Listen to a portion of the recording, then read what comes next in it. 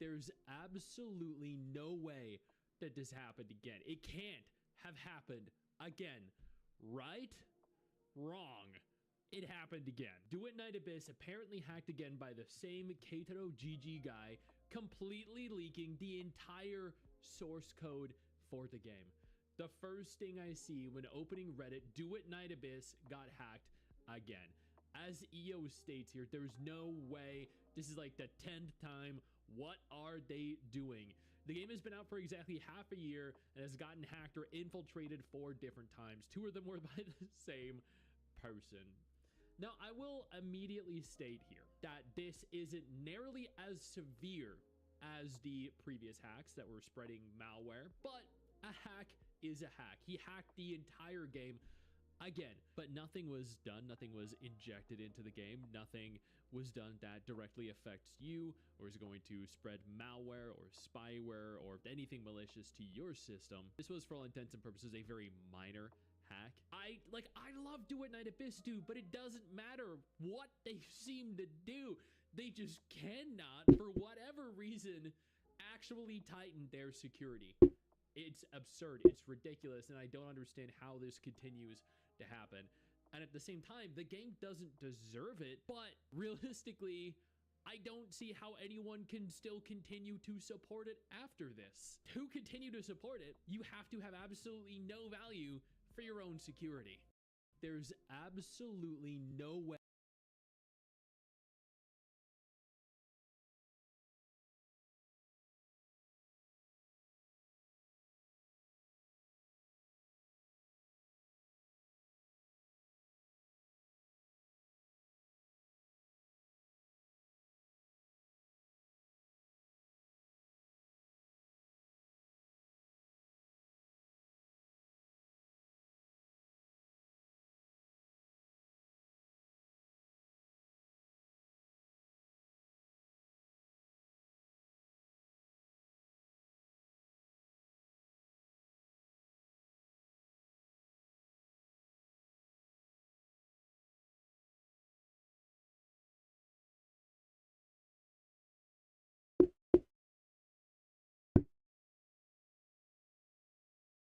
Okay.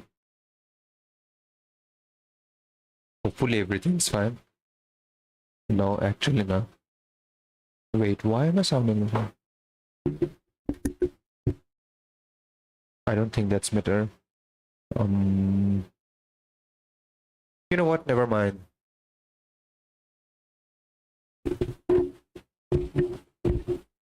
Uh, okay. Is it better now? I don't think so. Is this fan running in the background?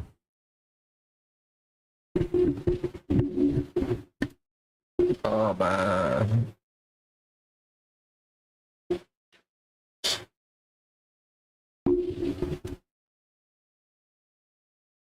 Wait, how do I say this? Can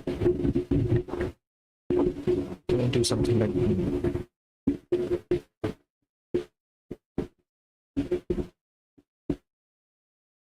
I mean, it's more comfortable. Okay.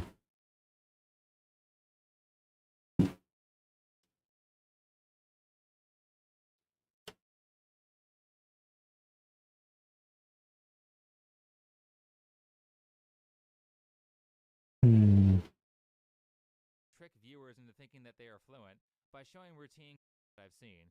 He's probably around 2 years of study away from the kind of fluency that he pretends to have.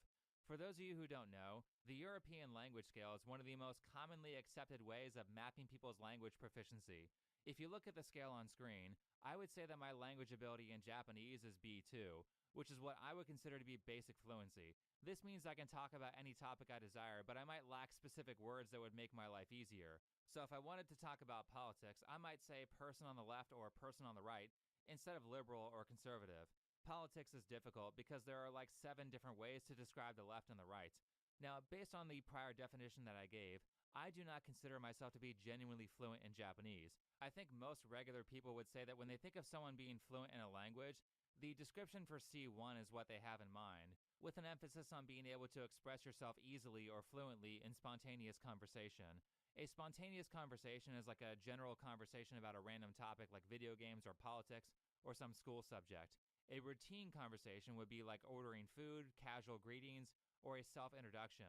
And for language learners, I caution you because a lot of people on the internet will trick viewers into thinking that they are fluent by showing routine conversations that are very easy to learn within a couple of weeks. That's how polyglot scams work. My name is Language Simp, and I am a hyper-polyglot alpha male giga-chad.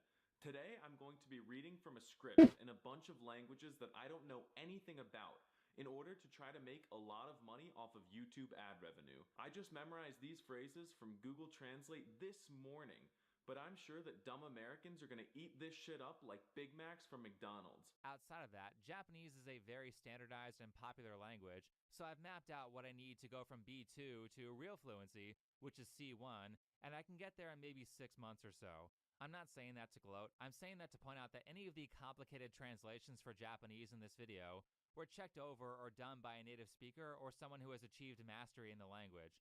It would be nice if some of the people that I'm talking about in this video who film interviews and ask questions that are way above their skill level in Japanese were more transparent about that.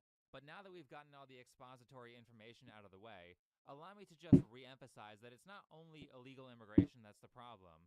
We should also be paying attention to the behavior of legal immigrants who are long-term residents as well, especially when they don't offer the most fundamental courtesy as a person who is an outsider, which is learning the primary language of the country that they move to.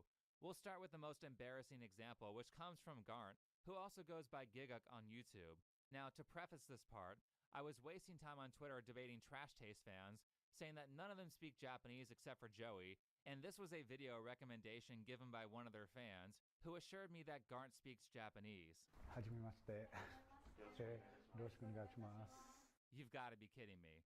Why am I studying so much if all I have to do is be able to say, yoroshiku onegaishimasu, and everyone will think I'm fluent? That's lesson 1 of Japanese. I could have just stopped there. If you don't know what yoroshiku onegaishimasu means, it's kind of difficult to translate without paragraphs of information, but basically it's something that you say to be polite. Hajimemashite means nice to meet you. That one's easy. So this is a video about Garnt producing an anime, and he has a translator carrying the weight for him the entire time. ちなみにだけど、タイ語で家ってなんて、How would you pronounce the house in Thai? バーン。 Note that there are multiple moments in this documentary where Garnt speaks Thai, so if he actually spoke Japanese, then he would almost certainly be showing that off. Now, initially, this part was going to be much longer to fully prove my point, but after I saw this video, I cut all of it because the video makes it apparent that Garnt has barely studied Japanese. I would have trouble saying that he's achieved A1 on the European scale, which is beginner level. I mean, is it even anime if the creator doesn't speak Japanese? Though, as a former fan of Trash Taste, this really shocked me. I was actually also pretty shocked about how low Chris Broad's Japanese level was as a former fan. I was a fan of Abroad in Japan until he altered a video of a friend of mine to make it look like she was laughing at homeless people, which is defamation. But the reason the whole language thing shocked me is because I've watched them talk about learning Japanese and studying numerous times on the podcast, so I thought they were staying current and trying their best to become really good at the language, but it turns out they hadn't really studied at all. You're going to Japanese school, aren't you? I am going to start in with I go once a week for like 1 hour. No, 2 hours, 2 hours. It's my speaking skills. I don't have as much experience actually outputting. That's the big challenge for me. Here's the problem, guys. I am an introvert when I speak English. Now, imagine being an introvert and not really speaking so much, except you have to practice a language you're not so familiar in. Bro, that's trying to learn a new language and trying output is so hard naturally. How do you have bad speaking skills when you live in Japan? Go outside. I mean, you're rich. Just pay for italki. He's totally lying here. He's not antisocial. He doesn't talk to Japanese people because he's a beginner and he can't speak the language. Based on this documentary, Garnt literally only knows words that you hear in anime.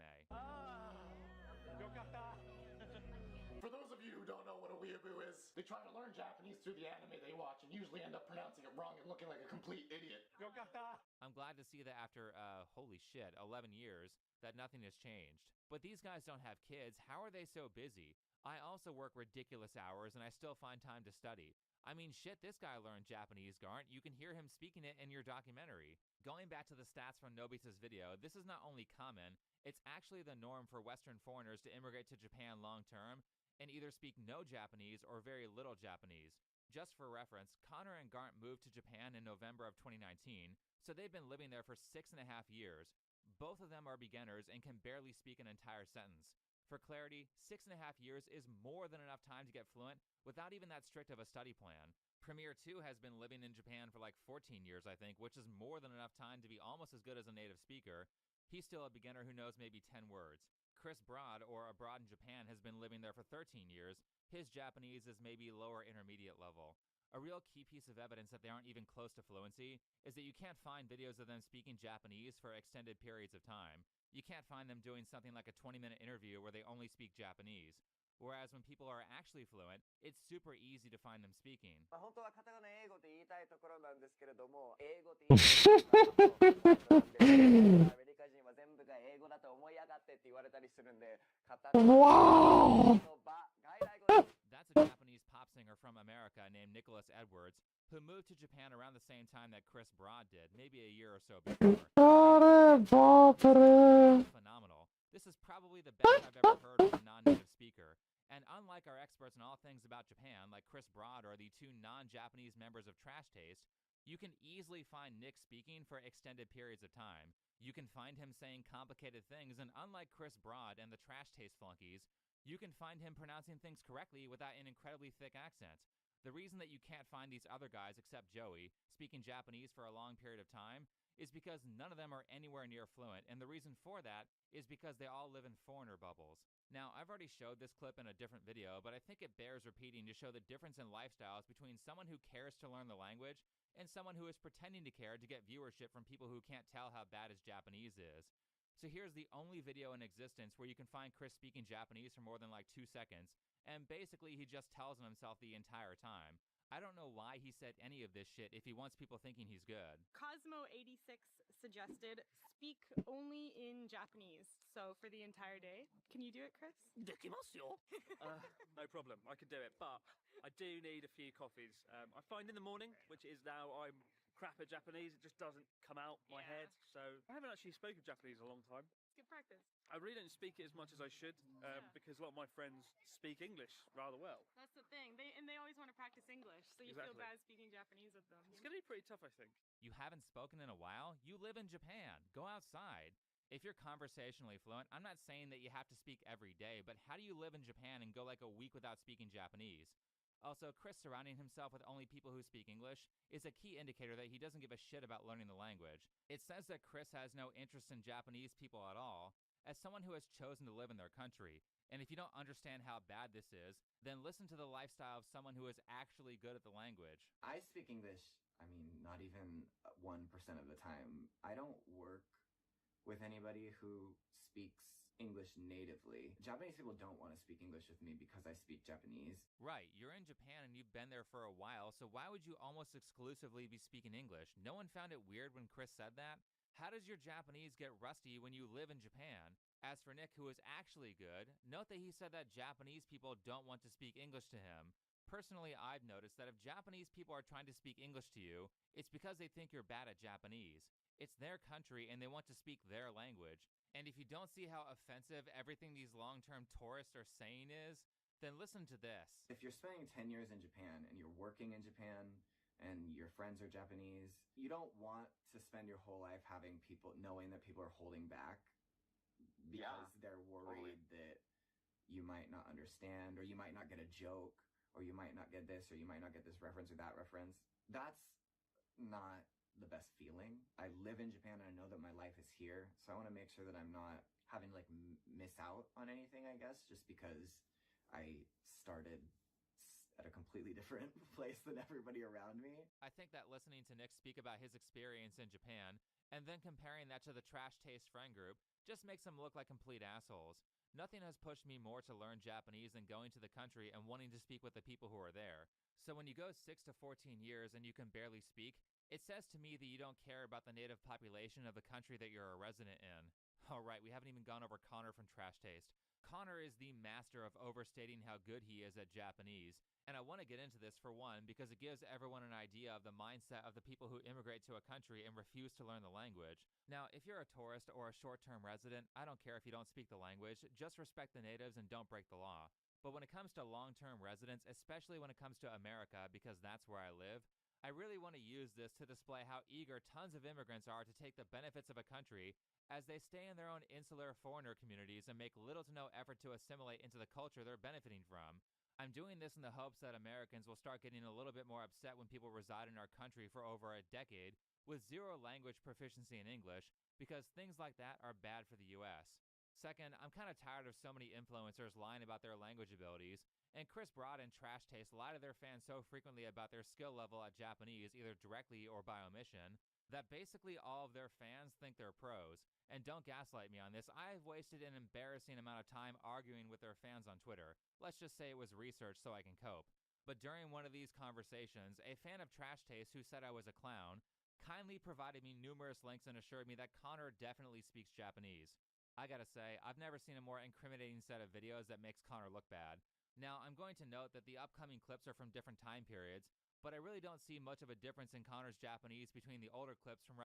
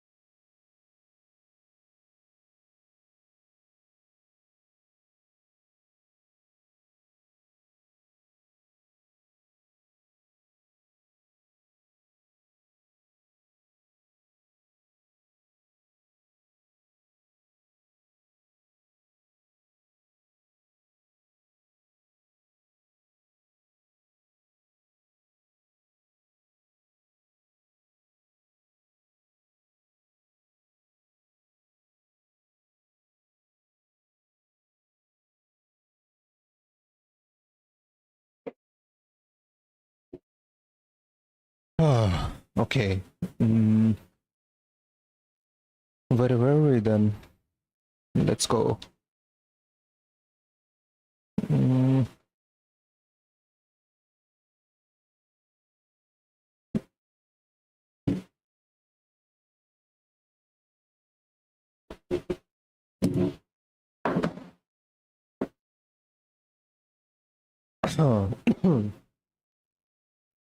Okay, done with the water. I think everything's ready. Oh, Bow Champ. Oh wait, there are people in the chat. No way. No freaking way. Bow Champ, thank you for the follow. Hello, hello. How have you been? Hope everything's been going well. Thank you for the follow though.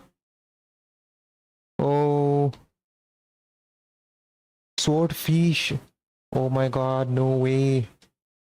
It's the Talwar Machli. Let's go. I'm good, good, good. How is you though? How have you been?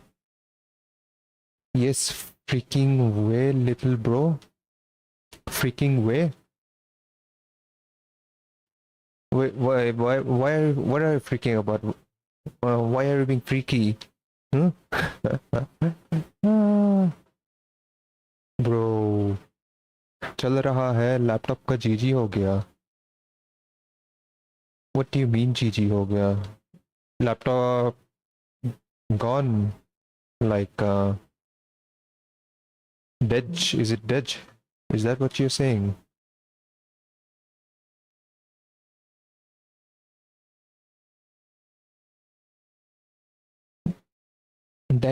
That fell on. Wait, what?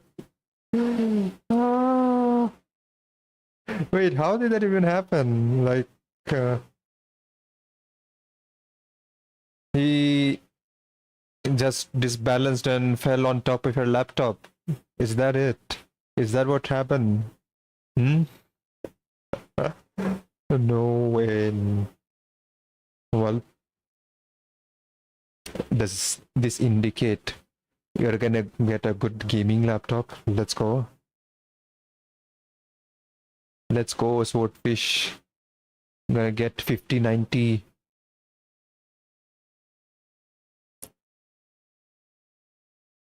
And yeah, don't ask me for money or anyone. I know you are a very Amir guy. I know who you are. I know what you are.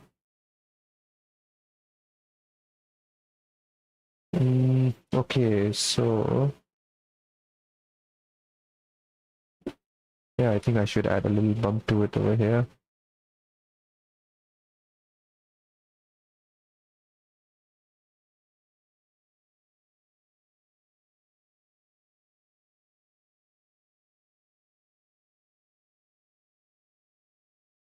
You know how I sit on the floor, right? And I have that Amazon 2 level stand, and Dad was trying to get up. You know, he's not well and he fell on the laptop. Laptop tried to stay alive for 3 days and stand dead on the spot. Wait. So he fell down and crashed on top of your laptop, you're saying? Wait, what? And it still worked for a few days? Bro. Hardcore laptop you have though. It still stayed alive for 3 days, although in life support, I suppose. Oh man. Time for new. What are you gonna buy? Like new PC, new laptop? How is it gonna be?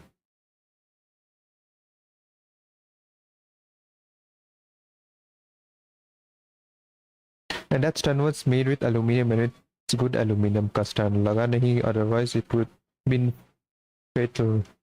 I'm gonna buy some time as I'm broke. Oh my god. You're gonna buy some time rather than a... Well, I mean, still good investment. Let's go. So now, for now, like, You're on your phone or what? Well, I mean, yeah, at this point, there's only your phone that's useful, right? But hey, hopefully you get yourself a new lappy or anything as soon as possible. Yep. My best wishes to you for that. Okay.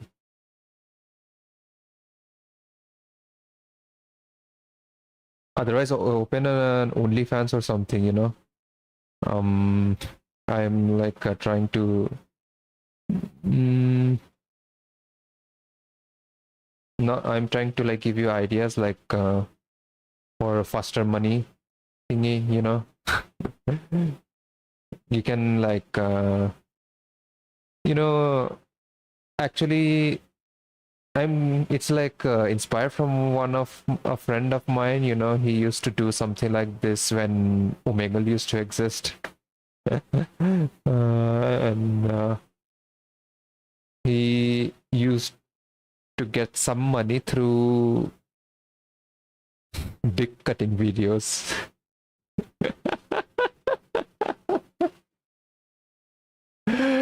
Oh man.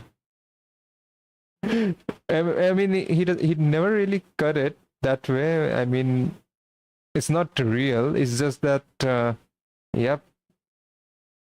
He used to do that using a tomato ketchup, like, and like a blunt knife in order to show that all these acts was real. But and yeah, people actually existed who used to pay him to do that. But even he described like the kind of people they were, like I don't know, man, like, you know, like beyond savage kind of people, you know. Also, your Oshi Yuri series coming when? Huh?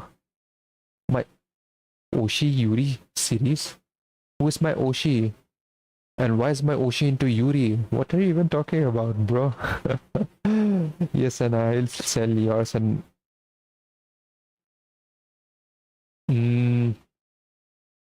I mean, you can commission from me and you can sell it for higher price. So in the end, money for me, money for you too. How about that, huh? Was your friend HR in TCS?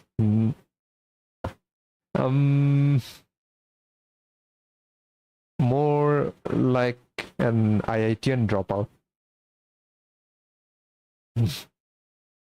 And far from being an employed person in any company that you can think of. Yeah. That's how it is. I'll commission Nashak for less and get money. I mean, I don't know really about that, but you know, it's about quality. So you should rather check the quality rather than sasta mal, you know. So yeah, that's what I'm saying. Like, give me a commission for 10,000 rupees and you sell it for like 50,000 rupees, you know. So it's simple business. And also, yeah, this is like one of the business lessons that I came to learn about it recently. When you're trying to sell, your priority seller should be rich people.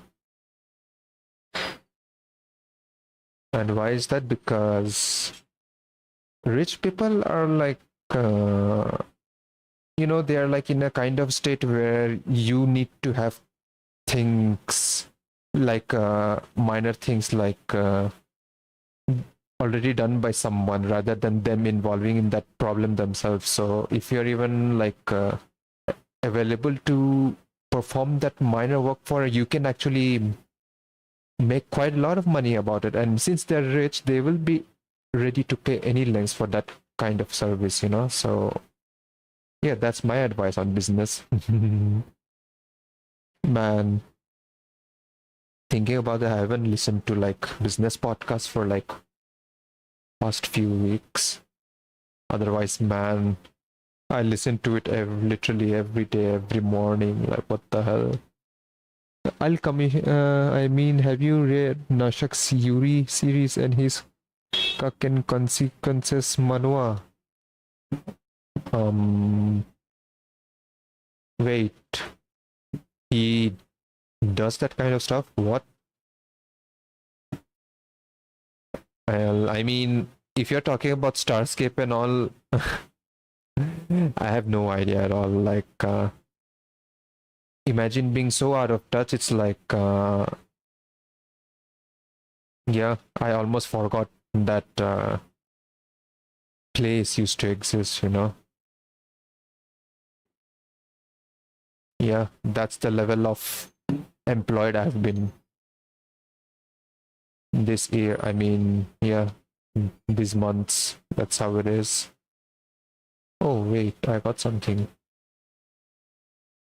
Cuck and Consequences had Nabila in it, yes, and I wrote dialogues for it. What? Dialogues for it. Imagine Swordfish writing dialogues for a what both girls are supposed to say to each other when they are doing the stuff. Wait, what?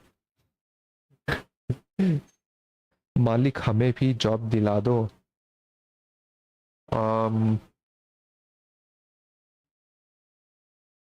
So first thing to do is like come to my place. Well, I mean, I think you need to know first is like first know where I live and then come to my place. That's how it is. And then I'll be able to refer you a job. And yeah, if you join that job, then yeah, I'll also get some referral benefits from it. So it's a win-win for us, you know. I had free 10 minutes and Nashak is a good friend. TCS के अलावा और कोई भी चलेगा.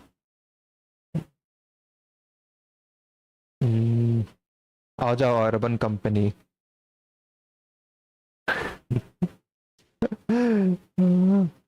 बस उसमें तुम किसी का खिड़की साफ करने का टास्क के लिए अप्लाई कर दो.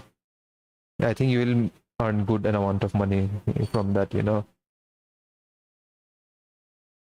I know it's like completely tangent from your law thingy, but you know, when you go up in life, it's one of the main factors that helps you go through it is like through contacts. Simple as that. Just make some good John Pechan in that company.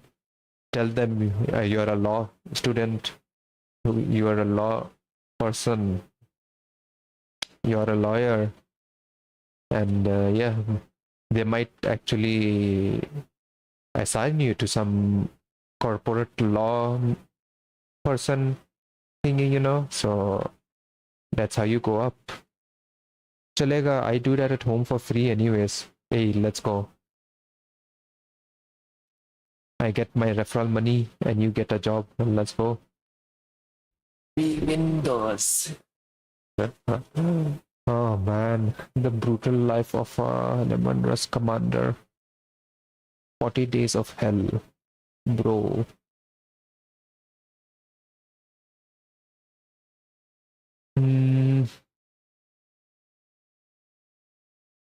A tsunami, yes, society isn't ready.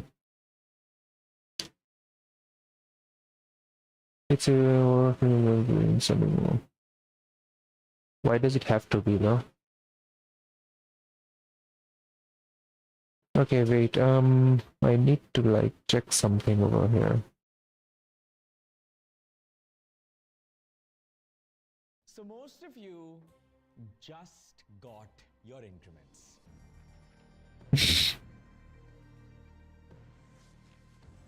Oh my gosh, I started listening to a financial video, bro.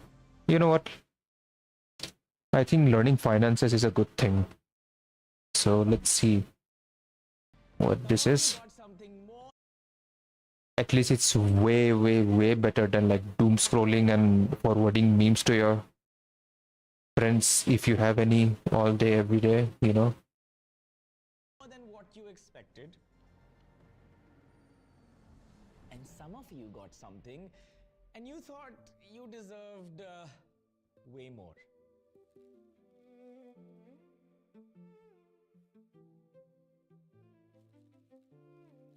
But you see, no one's ever really happy with an appraisal. But the real question is, does a higher CTC actually mean more progress? So we thought we'll decode it with 3 awesome players. We will decode how being rich actually looks like in 4 simple rounds. Now let's begin the battle of the paylords. Player 3. Now this guy is really lucky. He got placed in a college, and when everyone thought इससे ज़्यादा salary थोड़ी मिलेगी, this guy switched to AI. मिल गई 1 crore CTC. Then we have player number 1. I like this guy. I mean, he's at 25 lakhs, works in sales, works really hard. He's great attendance also. You know, he's a good boy. And then finally, we have player number 2. 9 years in the IT industry, 40 lakhs a year. And he works in this nice glass building. Round number 1, the income power level. And I will block these other rounds. So, this is Nikhil's CTC. One very simple rule when looking at a CTC. 1. If it's a one-time payment, remove it. 2. If it's a payment that you think is unsure, it's a variable, it has ifs and buts, agar aap ye karoge, then we'll pay you, also remove it. You see, when it comes to CTC calculation, you don't want to be optimistic. You want to understand what is the fixed portion. So look at this very carefully. CTC 1 crore.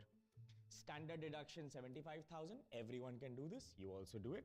This guy does an NPS contribution, which is the pension fund. So there is some tax benefit. So he's done that as well. Taxable salary for... Huh? Ek minute. His salary is 1 crore. Taxable salary 40. Baki ka 60 is where? So let's break down the actual salary. First is ESOP. Whoa, 40 lakhs. Really cool. But I just told you the 2 rules, right? So 40 baki. So he's done that. To understand what is the fixed portion. So look at this very carefully. CTC 1 crore. Standard deduction 75,000. Everyone can do this. You also do it. This guy does an NPS contribution, which is the pension fund. So there is some tax benefit. So he's done that as well. Taxable salary for... Huh? Ek minute. His salary is 1 crore. Taxable salary 40. Baki ka 60 is where? So let's break down the actual salary. First is ESOP. Whoa, 40 lakhs. Really cool. But I just told you the 2 rules, right? So this is a variable. This is something you're not sure. It's not fixed. Remove it. Insurance cover. It's not fixed. It's an insurance. Remove it. Performance bonus. It's a variable. Out. Retention bonus happens only once. Out. Relocation allowance happens once. Out. Basically 42 bacha. Usme se you remove these deductions. The taxable salary is now 40. Now let's do the breakdown of the taxable salary. There is gross, there is basic, HRA, PF. The CA takes care of this. Just understand the concept. The in-hand salary is 3.5 lakh rupees. And after all of the deductions, the monthly in-hand is 2.5. Whew. So the next time you see 1 crore, don't assume it's 8 lakhs. Over here, notice the ESOP, that's a big portion. Now, let's go to the second player, Harish. Now, you know the 2 rules, right? Very simple. He's at 25 lakh CTC. The variable, you know what to do. The retention bonus after 3 years, ifs and buts. Insurance cover. Salary payable, 14. Then you have standard deduction and all of this. His taxable salary comes to 12.25. Thoda variable वगैरह ज़्यादा यहाँ पे, but Everything else seems right about okay. There is no ESOP in this one. And then the salary of 1.16, when you calculate all the deductions and tax, his in hand is 95,000 rupees. Now I want you to focus on this, the NPS contribution. It's an investment. Now the question is, at such a salary over here, at monthly in hand 95,000, he's investing 1 lakh a year in NPS. Is this a good move or not? Actually, let's cover this in the round where we cover growth. Now let's move to player number 2. This is the most interesting player. Look at this. He is at 40 lakhs. And let's see what we get. Variable bonus 0. Salary payable 40. Standard deduction वगैरह करो. Taxable income is 39.25. This guy has the cleanest CTC structure so far. And his in hand is 95. Harish. Now you know the 2 rules, right? Big portion. Now let's go to the second player, Harish. Now you know the 2 rules, right? Very simple. He's at 25 lakh CTC. The variable, you know what to do. The retention bonus after 3 years, ifs and buts. Insurance cover. Salary payable 14. Then you have standard deduction and all of this. His taxable salary comes to 12.25. Thoda variable वगैरह ज़्यादा यहाँ पे, but everything else seems right about okay. There is no ESOP in this one. And then the salary of 1.16, when you calculate all the deductions and tax, his in hand is 95,000 rupees. Now I want you to focus on this, the NPS contribution. It's an investment. Now the question is, at such a salary over here, at monthly in hand 95,000, he's investing 1 lakh a year in NPS. Is this a good move or not? Actually, let's cover this in the round where we cover growth. Now let's move to player number 2. This is the most interesting player. Look at this. He is at 40 lakhs. And let's see what we get. Variable bonus 0. Salary payable 40. Standard deduction वगैरह करो. Taxable income is 39.25. This guy has the cleanest CTC structure so far. Then once we do the breakdown and see the monthly in hand, after tax, he's taking home 2.49 lakh rupees. Now I want everyone to do a task. At the end of each round, before I give you the answer, tell me who do you think is winning. And in the end also, you do the same. Investing 1 lakh a year in NPS. Is this a good move or not? Actually, let's cover this in the round where we cover growth. Now let's move to player number 2. This is the most interesting player. Look at this. He is at 40 lakhs. And let's see what we get. Variable bonus 0. Salary payable 40. Standard deduction वगैरह करो. Taxable income is 39.25. This guy has the cleanest CTC structure so far. Then once we do the, you have standard deduction and all of Harish. Now you know the 2 rules, right? Very simple. He's at 25 lakh CTC. The variable, you know what to do. The retention bonus after 3 years, ifs and buts. Insurance cover. Salary payable 14. Then you have standard deduction and all of this. His taxable salary comes to 12.25. Thoda variable वगैरह ज़्यादा यहाँ पे, but everything else seems right about okay. There is no ESOP in this one. And then the salary of 1.16, when you calculate all the deductions and tax, his in hand is 95,000 rupees. Now I want you to focus on this, the NPS contribution. It's an investment. Now the question is, at such a salary over here, at monthly in hand 95,000, he's investing 1 lakh a year in NPS. Is this a good move or not? Actually, let's cover this in the round where we cover growth. Now let's move to player number 2. This is the most interesting player. Look at this. He is at 40 lakhs. And let's see what we get. Variable bonus 0. Salary payable 40. Standard deduction वगैरह करो. Taxable income is 39.25. This guy has the cleanest CTC. Right when he moved, and the ones that are more recent. So I'm showing this moment first to say that this is the best clip of him that I watched. Let's see how good Connor has gotten during his time in Japan. 負けてんやとワイトチョックでクッキー2カップお願いします。以上です。追加でお願いします。Are you YouTuber? Yeah, I'm YouTuber. Yeah. 日本のことを発信してますか？そう。日本4年住んでいます。4年？そう、4年。 Wow, Nihongo Jozu, so he can order food and say how long he's been living in Japan. This is literally one of the first few lessons in Japanese. You can teach someone how to have this entire dialogue in 1 week. These are all extremely routine conversation points that he goes through every day. Notice how the cashier immediately switches to English when something out of the customer cashier routine is asked. And also notice as the conversation switches back to Japanese and she asks him what he's streaming, instead of elaborating on the question, he says yes and then moves the conversation back to a routine dialogue tree that he can easily understand by saying that he's been living in Japan for 4 years. This is how I can tell he's a beginner, because when you start speaking, you can't say what you want to say, so he has to continue the conversation by saying what he can say. What I mean by that is that it sounds unnatural if the cashier says, "Are you streaming stuff about Japan?" And Connor says, "Yeah, I've been living in Japan for 4 years." That sounds weird. A more natural thing to say would be something like, "Yeah, I'm showing my friend around Tokyo." But his Japanese isn't good enough to move away from the standard self-introduction dialogue tree, which indicates that his language ability is not very good. Nothing about this conversation is really spontaneous. Go to Japan for like a week and you'll have this type of conversation like 50 times.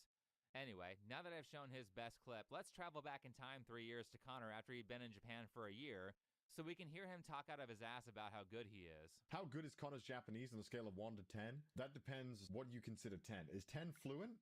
And 1 is 0? And I guess 5 is conversational? I guess I would put myself at a 3, maybe? Like, not quite good enough to hold conversations, but good enough to get my point across. Connor, you are nowhere near that good. I'm guessing he's overconfident because he's done well with a couple of memorized dialogue trees, but try having a conversation that's more than 2 minutes and I'm sure he would fail. I would love to see if he could even complete a 30-minute italki trial lesson without switching to English. Again, keep in mind that this video was done multiple years before the cookie livestream with the cashier, and if we're judging his skill based on that video, and conversational is a 5 out of 10, then he's a 1, because all he can do is routines. Let's do it. Let's do Duolingo. Here we go. Write this in Japanese. It's a good start. I like that. Yo. Oh, it's wrong. Imagine you go on this big diatribe about how good you are at speaking Japanese, and not only do you misspell the word for good morning, which is one of the first words that you learn, but also it's spelled in Japanese for you right below the answer box. A map? What is map? Another beginner word that Connor messes up despite him telling his audience that he essentially is more than halfway to conversational fluency. The characters for map are something that you learn when you study 2nd grade kanji, so it's definitely a very standard word that you would learn very early on. That being said, let's return to this clip. Are you going to Japanese school? I am going to start in with I go once a week for like 1 hour. No, do 2 hours, 2 hours. This is basically no effort. You might as well just not study at all. That's why he sucks in all these clips. You'll never get fluent in Japanese with 1 lesson a week. This is what I'm talking about when I say that so many of these people want the benefits of living in a foreign country without doing any of the work. You need at least 1 hour of study per day to get fluent in Japanese because it's a hard language for English speakers. For something easier like a Spanish speaker learning English, you probably can get away with 30 minutes a day of active study, and the rest is going outside and interacting with the natives. Anyway, let's fast forward a few years. But the worst part about speaking somewhat Japanese, I'll say, the first parts of the conversation, I sound like I know my shit. I sound like I know everything. Connor, they can instantly tell that you're not that good because you mispronounce words constantly, just like Chris does. You'll go to a restaurant in Japan, right? You'll sit down, and there's always the questions they ask you. You sit down in the restaurant, and then she starts talking, like super fast, the waiter, or he starts talking super fast in your ear, right? I'm taken off guard, so I'm not listening. So now I'm like losing, right? And then she'll just be like, and then she'll just say a word like, arugi, and then cut, right? So it's like, I don't even know what you said. You could have been talking for 30 seconds, and all I heard is the word allergy, and then you ended it in a question. It sounds dumb, but allergy in Japanese is pronounced arerugi. Arugi. Arerugi. Connor is definitely nowhere near being able to watch anime without subtitles. And note that when I bring this stuff up, I'm not expecting them to have a perfect Japanese accent. That's very difficult to do. What I am saying, though, is that after years of living in Japan, they don't even have a good understanding of the basic phonetics of the language. And I mean, also they make beginner mistakes all the time that are very noticeable if you speak the language at just an intermediate level. So imagine what Chris, Connor, and Garnt sound like to natives. You know when I did the IRL stream at Mayleen's house? On the way over there, the taxi driver spoke to me the entire time. And the first 10 minutes of the conversation were pretty chill. I understood like everything he was asking me. He was just asking me about what I do for work, what kind of foods I like, why am I in Japan? He's telling me about his life and stuff. And then he started asking me stuff about my hobbies. And I started trying to explain some things to him that was really hard for me to explain because my talking isn't as good as my listening. And then he started telling me about his life. And I just started like finding it so hard to keep track of what he was saying because he was talking for so long. I was trying to change the conversation to get to easier stuff so that I didn't have a harder time following. Connor, if you're listening, there is no way that you were that good at Japanese at the time of this video. When I first watched it, I nearly lost my shit laughing when he started off with, yeah, so I don't understand like 90% of what's being said to me at restaurants, and then moved on to, yeah, so I had a pretty good conversation in Japanese with my taxi driver. You've got to be fucking kidding me. Anyone who has actually taken Japanese seriously can tell that these guys are terrible at it. Really, how fluent someone is can be measured by what degree they're able to have spontaneous conversations, and Connor starts the video off by admitting that he can't even understand the restaurant script that he has likely heard 200 times by that point. Just to be clear, there are two parts of this conversation. The part where Connor says that things were easy, and that's because he was answering basic self-introduction questions. This is the part that he says that he handles well, and then the instant non-routine questions are asked. He admits that his Japanese level is terrible. So it looks like he's being honest here, he's not trying to mislead people, and he's giving a genuine assessment of his speaking ability. And what I'm saying is that I don't even believe that he made it through the easy 10 minutes of self-introduction without vast misunderstandings, speaking broken Japanese, or switching to English. I have yet to see Connor make it more than a few sentences without speaking English, so there's no way that he made it 10 minutes. And Chris Broad does this sort of thing as well to look like he's being honest, where he'll say, well, I wouldn't say I could communicate in Japanese on the level of a native, but I'm pretty good. So it looks like he's being humble here and saying that he's bad at Japanese. But remember that Chris understands stuff like media literacy, and he knows his audience will think he's fluent in Japanese if he just says like one sentence, which is why he never says more than that, because then people who actually know Japanese would be able to assess his ability and tell everyone that he's bad. So he's trying to look humble in this moment, but what his audience actually hears is, yeah, my Japanese is great. I'm almost as good as a native speaker. Meanwhile, he can't even read children's books. Both Connor and Garnt do this same misrepresentation as well. Respect to Premiere 2, though, at least he doesn't pretend he's good. Speaking of Connor, at the time of this video, he had been living in Japan for 3 years. If he had studied just 1 hour a day, he would likely be close to fluency if he combined that with talking to natives in his local environment. This is not that hard. You can study on the train or draw kanji on your phone for a few minutes while you're at the bar. Stream 1 less hour a day. It's not like you need the money, just like Garnt, you're rich. I mean, you guys host a podcast about Japanese culture while you live in Japan. Is it that much to ask that you spend a little time studying? I know that some of these clips are old, but like I said, Connor isn't any better in the new ones. He's been living in Japan for over 6 years, and his Japanese ability is maybe A2, which is pretty easily achievable in about 6 months of studying. Let me be clear though, I know that Connor talks down about his ability in Japanese a lot, but even in his down talking, he is still saying he is vastly better than he actually is. I genuinely think he would struggle to hold like a 5-minute conversation in full Japanese. Literally every clip I've seen of him, Japanese people are constantly trying to switch to English, or he is switching to English. Like, that was actually the most frustrating, is that I had to knock out... Oh, I have a mitotech. Mitotech? I'm okay. That's an American joke. Oh, Andy Warhol? You know Andy Warhol? Yes. This is a Uniqlo. Doraemon? Ski desu ka? See. Minna Nihonjin no Doraemon ski ne. Who's this guy? Giant. Oh, his name's Giant? His name's like Giant? He's actually giant. Okay. Actually giant. Soka. Does every Japanese person know Doraemon? Yes. Everybody. Everyone knows Doraemon. Everyone knows Doraemon. 100%. Yes. Your English is good. Yeah, you're very Your good. English is good. You tricked us. Yeah. You're very good. Uragirimono ne. Can I make an order? Yes. I think he wants to try Coffee beer. the coffee beer. Coffee beer hitatsu. I'm still working on my yuzu beer. Yuzu beer. No. I'm still. What the hell? Arigato. Sorry. It's okay. It's bunka. Culture. Connor yet again makes a very basic mistake at the end. In Japanese, he said, "We will stream now," instead of "We are streaming now." You can actually tell his grammar level based on this conversation because the more Japanese way of saying this is, "Ima nama haishin chu desu," which means we're in the middle of a stream right now. The "chu" part is on the JLPT N3 list, and the JLPT N3 list is the intermediate grammar. So I don't think he's gotten there because that's one of the easiest and most commonly used grammar on that list. But the real key detail that Connor is still a complete beginner at Japanese, 5 years into his stay there, is that the easy way of saying this is to use the present progressive tense, which in English is the ing form. So stream is the present tense, streaming is the present progressive tense, which in Japanese would sound like ima haishin shitemasu, or we are streaming now. This is beginner grammar, and yet again, one of the first things that you learn.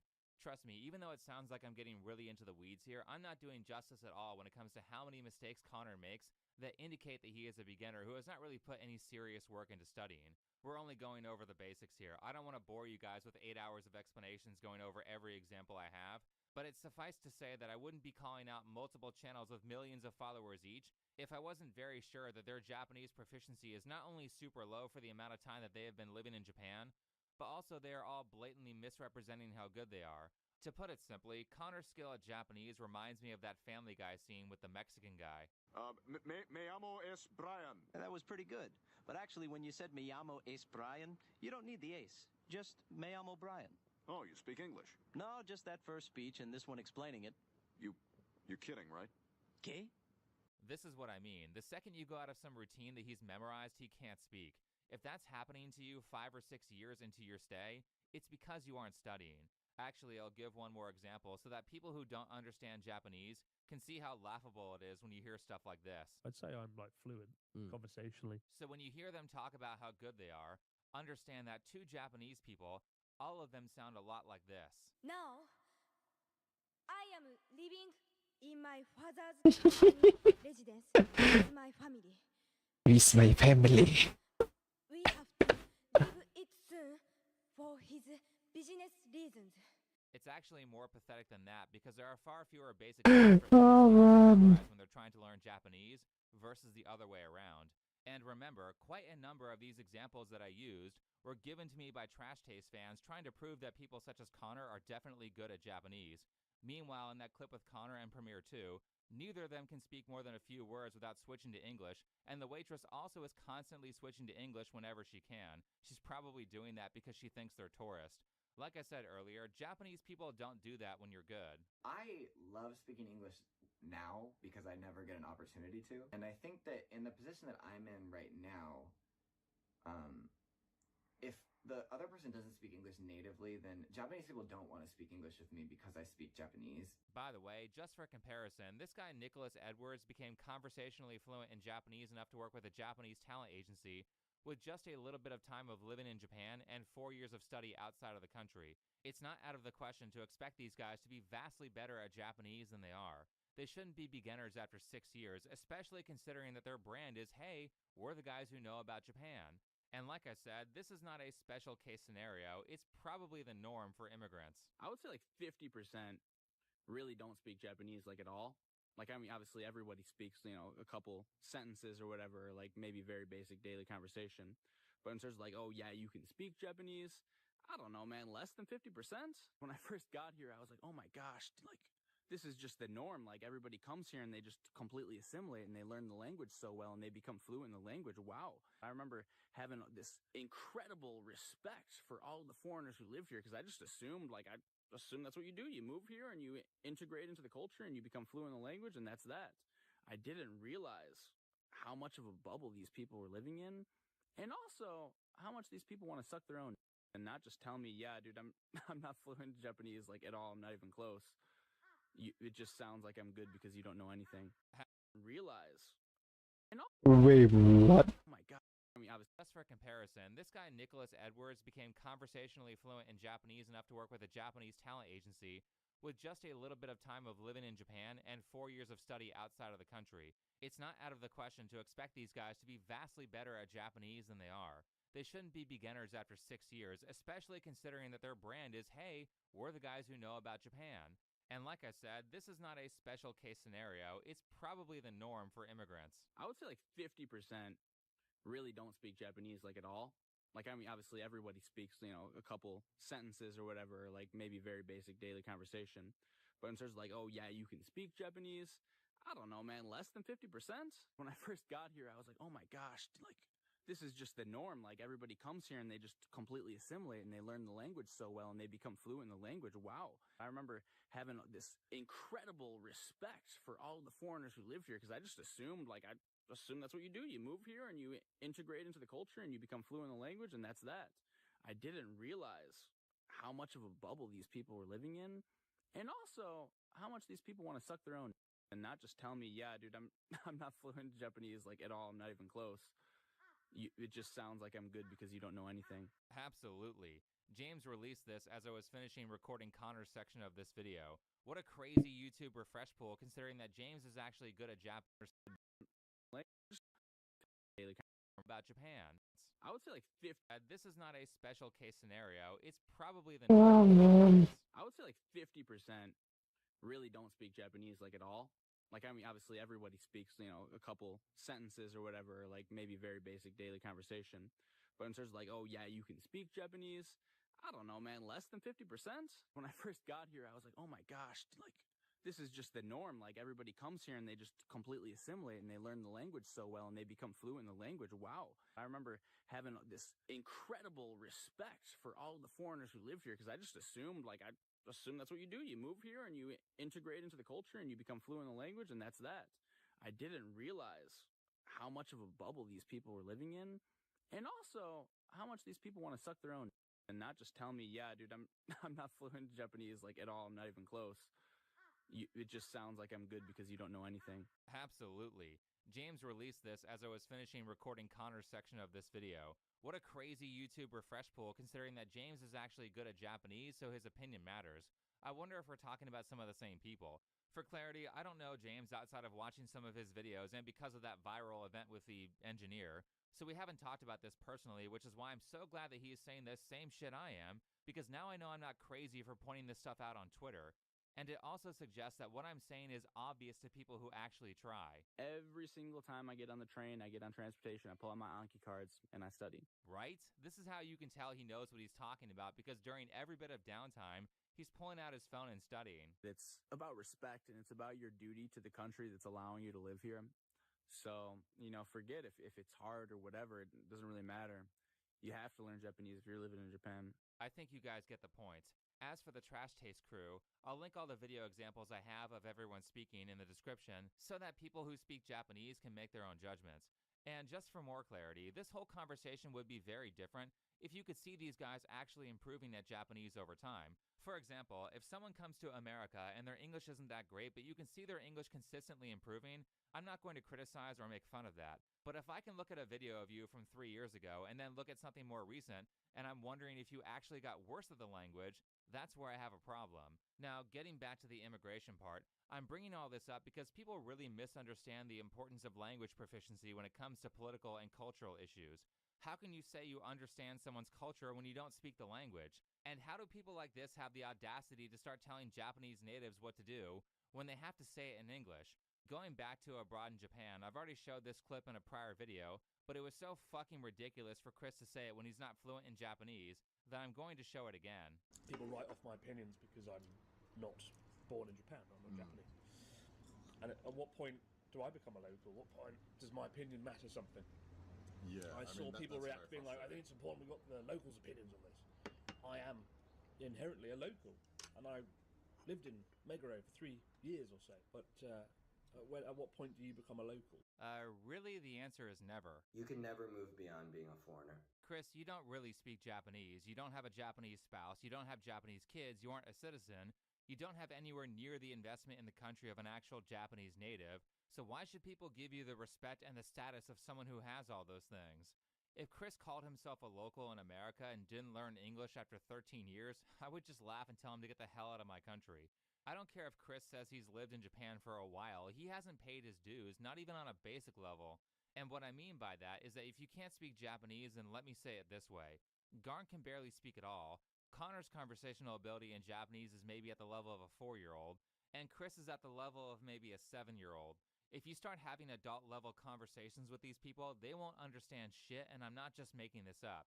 Chris confirms that he can't have conversations with adult native speakers in this video here. He's like, Chris-san, how many years have you lived in Japan?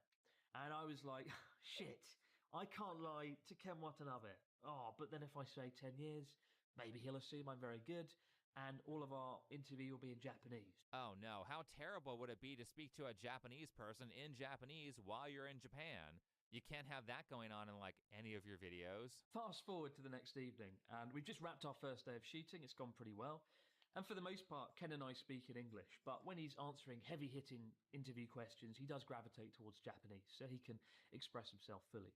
But we're sitting at a restaurant, and having a dinner with all the movers and shakers of Kessenuma town, and one of the main people I got speaking to was the owner of the local sake brewery, a really nice guy called Sugawara-san. But Sugawara-san spoke good English, and he came over, and after a minute or so, he was inevitably like, "Oh, so, Chris-san, how many years have you been living here in Japan?" But before I could deliver my answer, from the other side of the room, I heard the deep, booming, terrifying voice of Ken Watanabe say, 10年間住んでました。大丈夫. 10 years. He's lived here 10 years. It's okay. You can speak Japanese. And I look over and he gives me a knowing look. A look that I'd seen in The Last Samurai when he chopped off that guy's head. Come on, bro, but I'm inherently a local. Meanwhile, 3 years ago, he tells a story about how local Japanese people were pissed off that he had been living there for 10 years and could not carry a conversation with other adults without speaking English. Also, if you think his Japanese is any better than it was 3 years ago, just because he said he was going to start studying again that one time, then allow me to point out that he's made numerous videos saying that he's going to lose weight, and he hasn't lost the weight. I think the moral is, don't give up learning Japanese like I did. Honestly, that might be one of the few regrets I've had in all my time living here. I should have carried on, even if it was in some small way. I should have carried on my studies. Now, it's hard to know what the actual story is, but if I were to guess, Mr. I Love Studying... Probably my favorite thing about living in Japan, full stop, is studying the language. Based on this video, we know that Mr. I Love Studying hasn't studied in like 9 or 10 years, which is basically since he first moved, and really is something that people who are good don't do. Always wanting to improve is probably the most important factor in improving. Right. If your intent is to live in a foreign country long-term or permanently, then you should be continuously improving your skills. At the very least, if you're a foreigner and you aren't C1, you should be studying almost daily. Keep in mind that none of the foreign-born Japanese residents that I'm criticizing are literate in Japanese, so they can't read. Now, to again put things in perspective, remember all those people who are making fun of Kai Cenat and saying that he can't read? How do I pronounce that? Spontaneity. The condition of being spontaneous. Spontaneity. Hardly such questions set up a false what does that mean? It's funny because watching this is exactly what it looks like to learn how to read in Japanese. But the point is that Kai simply having the opportunity to struggle with words like spontaneity and false dichotomy means that his reading ability in English is years ahead of the Japanese reading ability of every person that I've criticized in this video. Kai is only looking up difficult words. Connor probably has to look up every word when he reads. So when I say this is all a metaphor, understand that when people come to America and refuse to learn English, this is what it's like. And no one is calling Ken Watanabe a racist for being upset about Chris's Japanese level. Anyway, the reason all this matters is because you heard them say it, Chris and Connor both think they're locals. They've lived in Japan for a significant portion of their adult lives, so they believe that their opinion should be taken seriously. Do you not see the similarities with some of the foreigners who are leeching off America? So actually, I don't think this is just a feature of third world immigration. This is a feature of all immigration. All immigration that comes without conditions. First, they import the liberal white women to start calling everyone racist, and then eventually Japanese natives start calling other Japanese natives racist for saying that Japanese people should be first, and then the third world hordes come, which is why those of us in the West need to up our standards, one of them being fluency in the language to get long-term residency. And just to finish off this section about language proficiency, here's why that's important when it comes to things like politics and society. Do you think the average foreigner can understand that the Patriot Act had nothing to do with patriotism? It's a law that allows illegal spying, and they trick people with that name. Politicians do shit like this all the time. The fact that you can get voting rights in America after 5 years of residency is a real travesty. 5 years of English study is not enough time to understand all the language tricks that politicians regularly use. It should be 10 years. Really, we should be making it as difficult as possible to survive in this country if you don't speak our language. America is not a charity. Let me be clear. I do not care about your sob story. I don't care about your hopes and dreams. Either provide value, learn English, and respect American culture, or get out. When it comes to people who aren't getting with the program, I really have very little sympathy because ultimately, if people want to do things, they will. If you want to speak a language, you will. If you just wish you spoke a language, then you're not going to speak a language. Right. If you want to do it, you'll put in the effort and you'll figure it out. And what I'm getting at here is that if someone has been living in your country for 10 plus years and they barely know the language, they basically haven't studied at all. Unlike the Trash Taste social group, the people who have actually been integrating into Japanese society for over a decade don't have a problem speaking Japanese, they have a problem speaking English. また盛り上がって全力でやりたい気持ちもあるから、とりあえずまあ様子見て流れで行こうかなと思う。The English part is actually the hardest one for me. Not spoken this long in English in a long time. It is. I am struggling to find the right words and not like shout out something in Japanese that makes sense to me. That was Chris Hart. Coincidentally, he's another American-born Japanese pop singer who's also incredibly good at the language.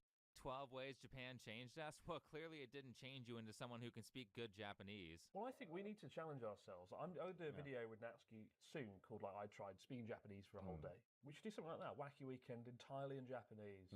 Let's do it. Just and then we could laugh at each just other. Just sitting in silence. Sure. We should occasionally just going. I'm down.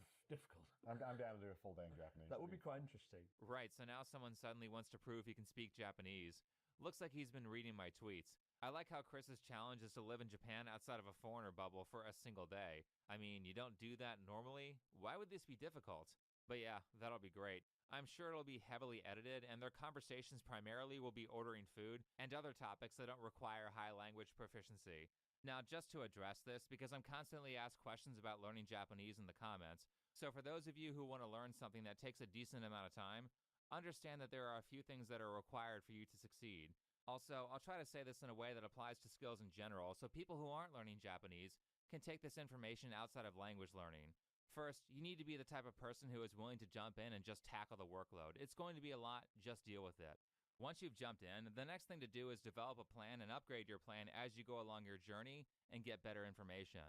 One of the ways I can tell that Connor and Garnt are beginners is because they don't really have a strong game plan for how they're going to improve. They just say, I'm going to study, I'll go to a class or something, without really understanding what that means. Speaking of honorable mentions, and another example of what I'm talking about, here's another YouTuber expat in Japan who is friendly with the Trash Taste social circle named Emi Richu, who is certainly a beginner at Japanese. Because you've been in Japan now if I've been here for like 5 years. That means. Speaking of honorable mentions, and another example of what I'm talking about, here's another YouTuber expat in Japan who is friendly with the Trash Taste social circle named Emi Richu, who is certainly a beginner at Japanese. Because you've been in Japan now if I've been here for like 5 years now. I've been here for 3 years. 3 years. Yeah. How has it been? It's been good. Are you missing the U.S.? No. Emily? No? Especially not now. Are you still studying? I've plateaued. But I want to get back into it. One of my New Year's resolutions was to up my Nihongo. Because you had like a weekly like lesson thing, right? Yeah. We had private lessons. So what was it like getting like private lessons? I'm kind of curious. It helped the most at the beginning, but then it kind of slowly turned into you're just reviewing the same kanji each week. Maybe if you actually studied, you wouldn't have to keep reviewing the same kanji every week. If you're plateauing, it's because you aren't doing the homework. Emi Richu have been living for very close to 4 years at the time of that podcast, which is enough time to get pretty good without an egregious amount of studying. But I love how all these people just tell on themselves because they aren't good enough at Japanese to know that they're telling on themselves. Lessons once a week will never make you fluent in a language, especially if you have no practice of self-study. Language is mostly self-studying, so if you suck at that, you're definitely a beginner. Someone who doesn't have that practice locked in at 4 years is someone who's not really trying. Anyway, so the first thing that you need to do is just get started. Second is to develop a game plan and develop a stronger game plan as time goes on. And don't worry because I've done a lot of that for you. On screen is a list of materials that you can use to get pretty good. Part 3 is important for every skill, and if you understand this, it will significantly increase how fast you can learn things. There are 2 types of learning that are important for a language. Well, technically 3, but you can't really do the third one until you've been studying for a while. These 2 types are active learning and comprehensible input. Active learning is like studying flashcards, drawing kanji, or learning grammar. Honestly, it's the crappy, boring part of learning. It's where you call upon the wisdom of your ancestors and blatantly memorize everything about the skill that was already discovered by other people. Comprehensible input is when you take that wisdom and apply it to things that you see or hear in your environments. The better you are at the language, the more fun this part is. Now, this idea of comprehensible input doesn't plug perfectly into every skill, but what it means in terms of languages is that you try to listen to and read things that are at your skill level. So if you're a beginner, then you're going to be reading children's books and watching comprehensible input YouTube videos that are made for beginners, which is basically like watching Blue's Clues until you get better at Japanese and can do things that are more fun.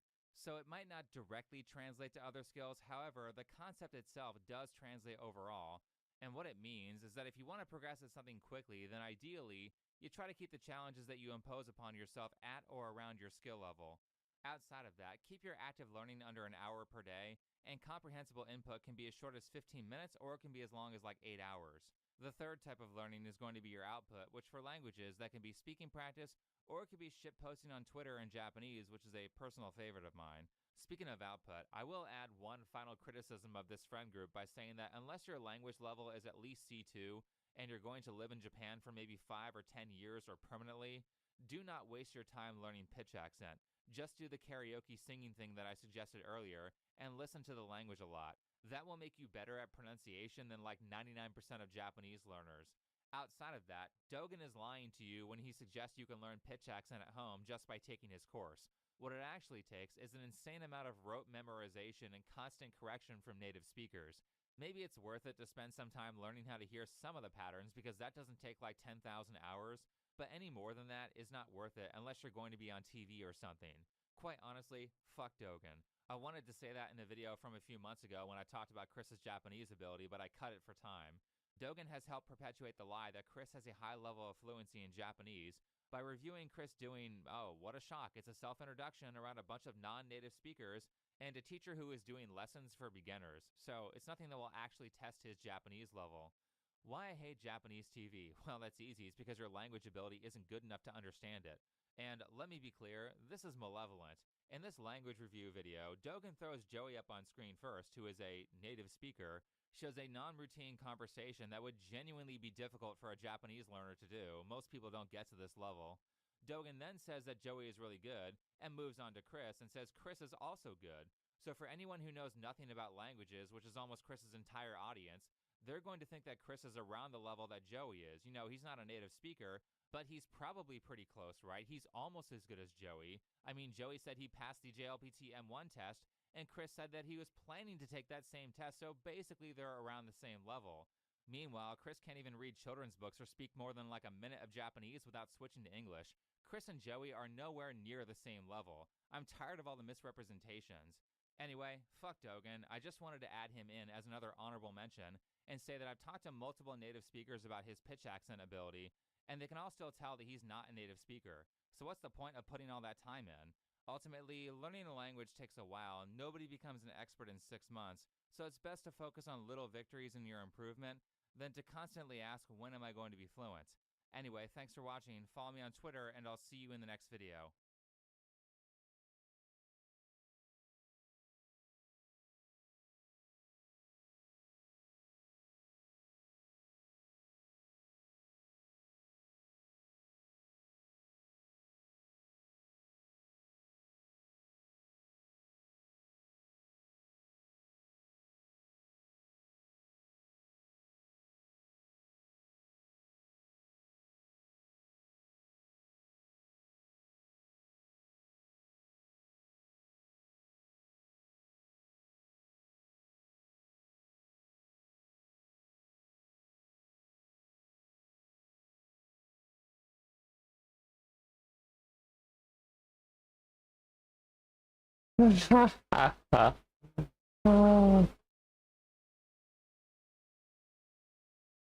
Saikuno victim comes forward saying that he finished inside her without protection in Evo Las Vegas.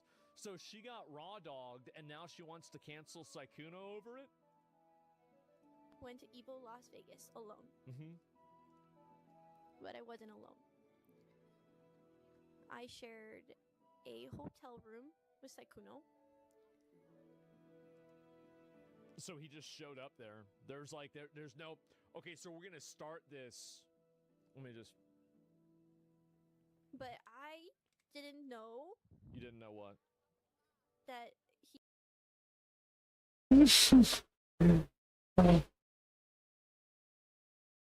Bro. This is so stupid, man.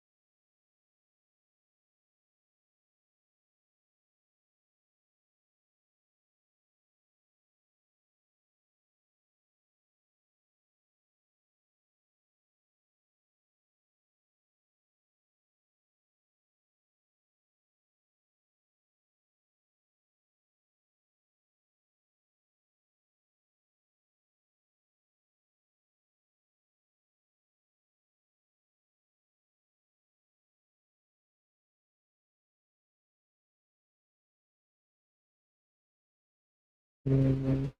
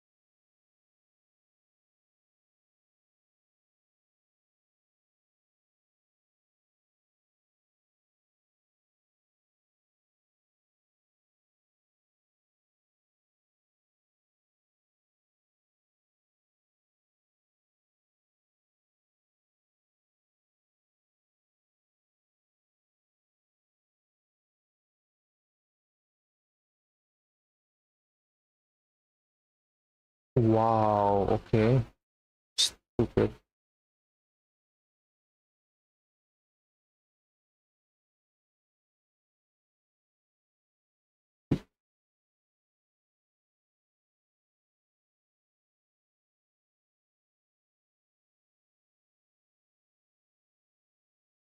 Doomfist has finally gotten a map win in Pro Overwatch, but how did the strat beat Korea's best?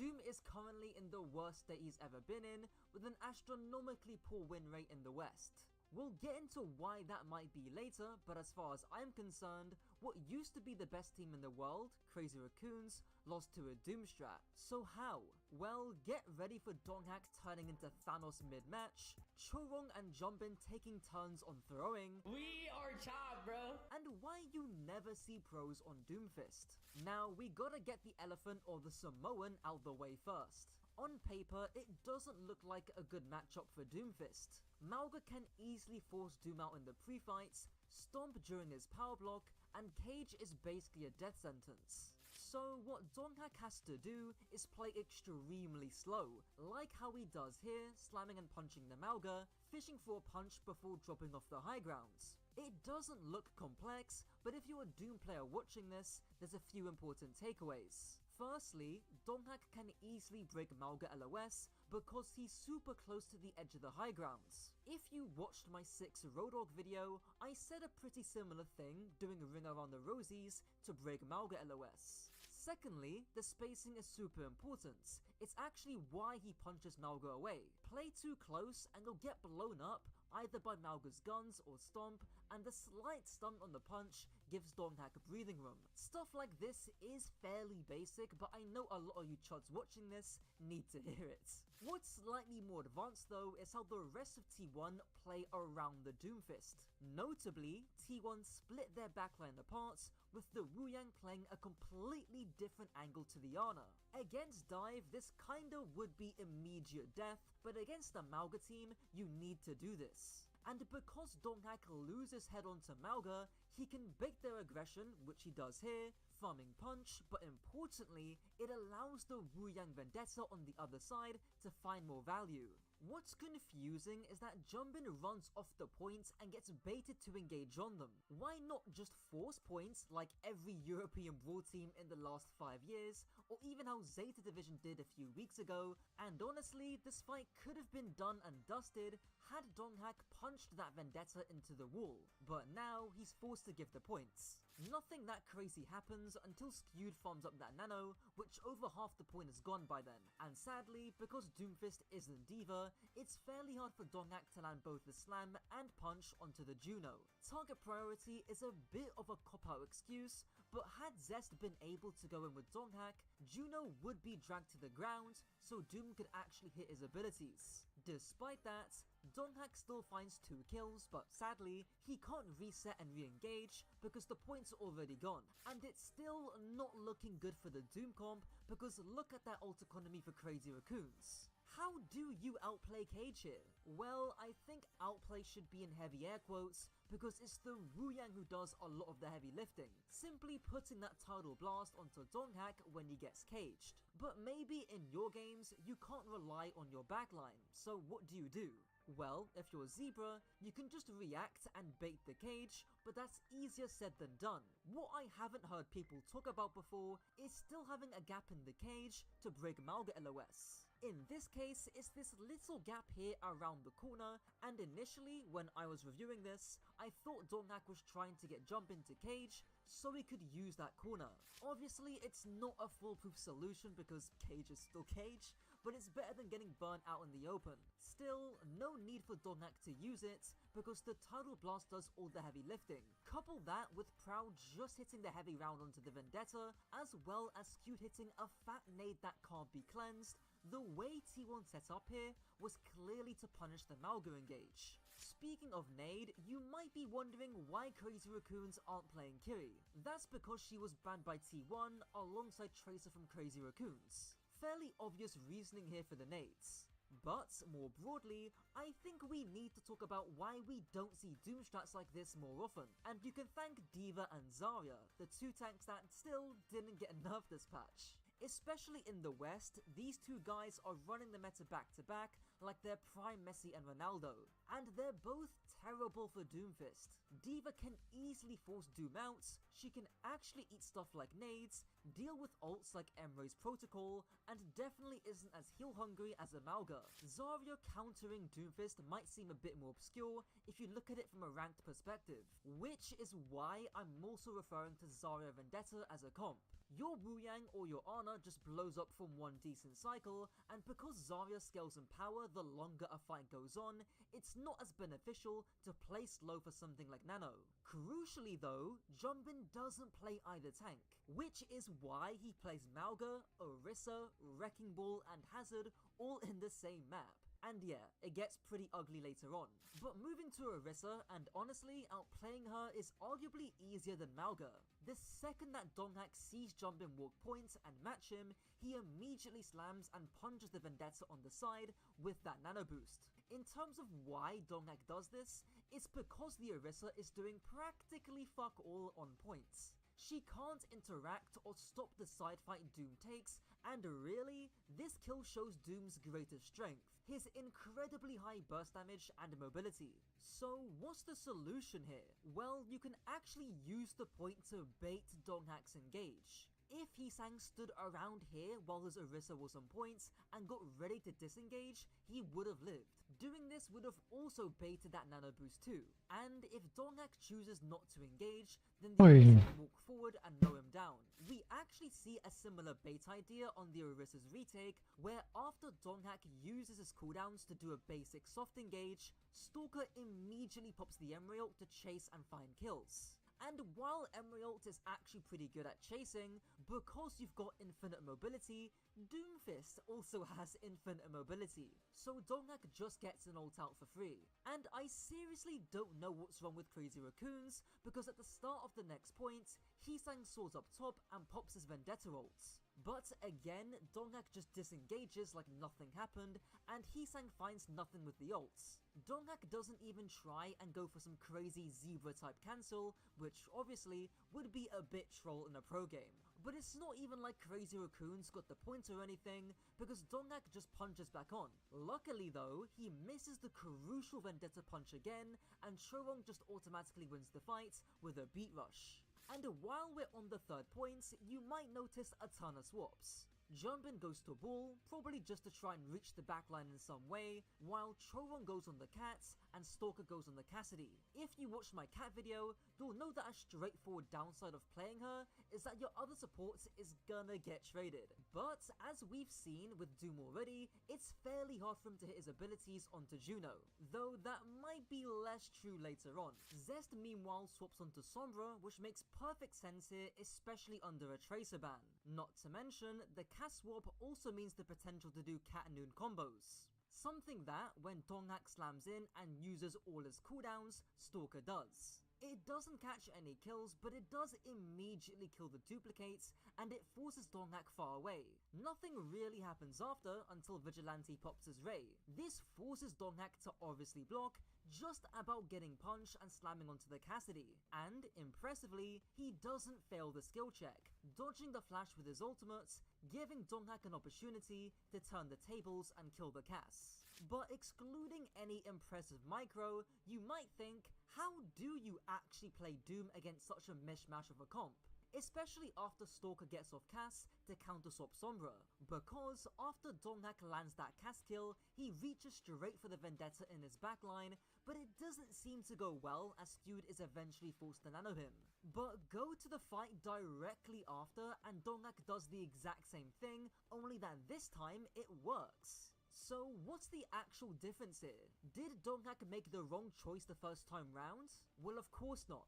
He's fucking Donghak. The basic choice the Doom has to make here is whether to go for frontliners or backliners. But since the Cass is so far away, he doesn't need to be zoned or engaged on. He's more useless than Capitology coaching DSG, hence why Donghak probably chooses the Vendetta the first time around. And the reason why he doesn't land the kill here is mostly because his slam damage gets blocked and healed up, and then he has to punch and shoot into armor. Plus the jetpack cat is right there to also give a bit of a helping hand. Conversely, when we get to round 2, the slam damage actually sticks, meaning the punch shot combo can cut through without needing to worry about armor, which is low-key how it should have happened in the lore. Anyways, zooming out and you can see Donghak had 4 choices between the Ball, Juno, Cat and Vendetta. Ball is just balling, so no need to go on him. The Juno is also extremely far away and fairly hard to kill without nano boost. Same thing with the Cat too, so Vendetta is just the most punishable and dangerous target on the enemy team. One thing I really want to highlight on Donghak's Doom though is his sheer amount of patience. Back in my Tracer You've Never Heard Of video, I mentioned how many times Ryan's able to regain awareness and look around after he gets a kill or reloads. And Donghak does a similar thing because after he lands that Vendetta kill, he's just chilling on points. He's not overreaching on the Cat or forcing some kind of play. It's only when either his Emre or in this case his Wuyang start taking aggro does Donghak then see an opportunity to surgically go in and punish. Like he does here on the Cat, who's trying to slime out his Wuyang. It's kinda counter-divey, which when watching ranked Doom players like Zebra or Get Quicked on, you never really see. You also never really see a Doomfist get a 3k in pro play, so buckle in. Looking at the ult economy, it doesn't actually seem that surprising, but a very surgical and well-timed dive between Stalker's hack, plus Chorong pouncing in on the Cat, Thanos snaps Bliss out of nowhere. This forces the Nano Emre combo, but it just gets mostly kited out because Vendetta and especially Cat are very mobile. Obviously in the meantime, Donghak doesn't just stand around on points, he tries to chase some kills. He finds the Vendetta initially, but he just slams straight past her, almost one-tapping the Sombra. Regardless, he finishes that kill on Vendetta with a simple punch, as well as landing the shots on the Juno for the second kill. Stalker tries to translocate away, but it's pointless when Donghak's able to slam him for the 3k. While you might say a lot of those kills are just cleanups, that's not going to be an issue next fight. Donghak starts by choosing to punish the hazard, which is reasonable considering the Juno Cass aren't really punishable. Despite his Emre dying, he's able to farm up that punch, and finally, combined with a good slam, he's able to land that empowered one-shot, Meteor striking after.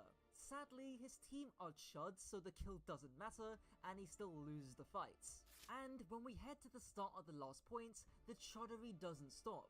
Not for Donghak though, I mean power blocking into hack doesn't make sense, but importantly, he avoids the hack punish. Unlike Junbin, who gets hacked out of his spikes. Not great. Even worse though, Proud once again pops the ult with the nano and is only able to find 1 kill. And even worse, Donghak gets the tidal blast by his Wuyang, but a clutch tether by Chorong means Hisang's able to dodge the punish once more. It's just a complete dogfight both sides, and a Ray EMP combo is required to beat the Doom team. Thankfully though, on the retake, we get some semblance of strategy from the Doom team. Because the Hazard is playing extremely split from his team, which I'll explain why in a moment, Donghak's able to match the Haz head-on in conjunction with his Sombra. Obviously, Haz beats Doom head-on, fairly straightforward. But this way of forcing off the frontline is classic dive. It's something that was pretty prevalent back in 2023 Sombra Tracer dive meta, and the reason why the Has is playing splits is simply to bait the Doom engage. If the Doom Sombra were to dive the backline with the MP, the Has Sombra are positioned to pinch and punish them. Conversely, if something like this were to happen, where the Has gets forced out, it now gives space for the Cascats to do their high noon combo, which is what happens, and while it doesn't find much, Heesang drops in to find both Plastic backline. surgery gave my mom the face of a 20-year-old, but her hand still looked like a 40-year-old's. And how every time I came home to visit, face had changed. Since we looked alike, I kept smiling so she wouldn't forget the smile she used to have. Before long, I got better and better at faking it. She scared my dad and brother so much, they walked out on her. The only things that kept mom and me together were my smile and her hands. And I knew she couldn't go on like that for much longer. I had to make her stop somehow. Are you okay? Do I look sick? I mean, look at how skinny you've gotten, Mom. I just want to know that you're feeling... If I scared you, Fumi, but it's okay. Really. You see, by doing this, all of my body will be young again. I couldn't stand my hands anymore. But then, a young and cheerful 10-year-old like you could never understand. Since my mom's hands and my smile were gone, it didn't seem like there was much point in that home anymore. When she was lying there, her face had this look on it, like she was back to her old self again. That's why I don't regret what I did. Plastic surgery gave my mom the face of a 20-year-old, but her hand still looked... What?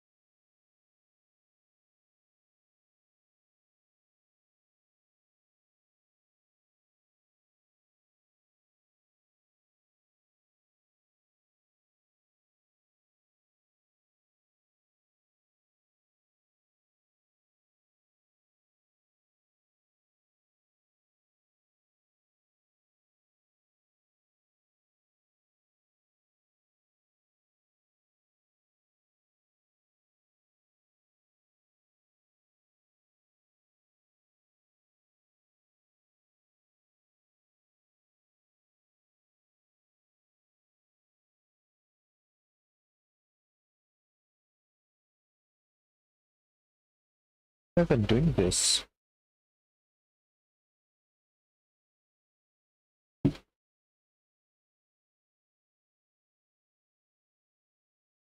This video is sponsored by Saley. Get affordable internet connection wherever you travel without roaming fees. Get an exclusive 15% discount on Saley plans through the link in the description and use code WONDER15 at checkout.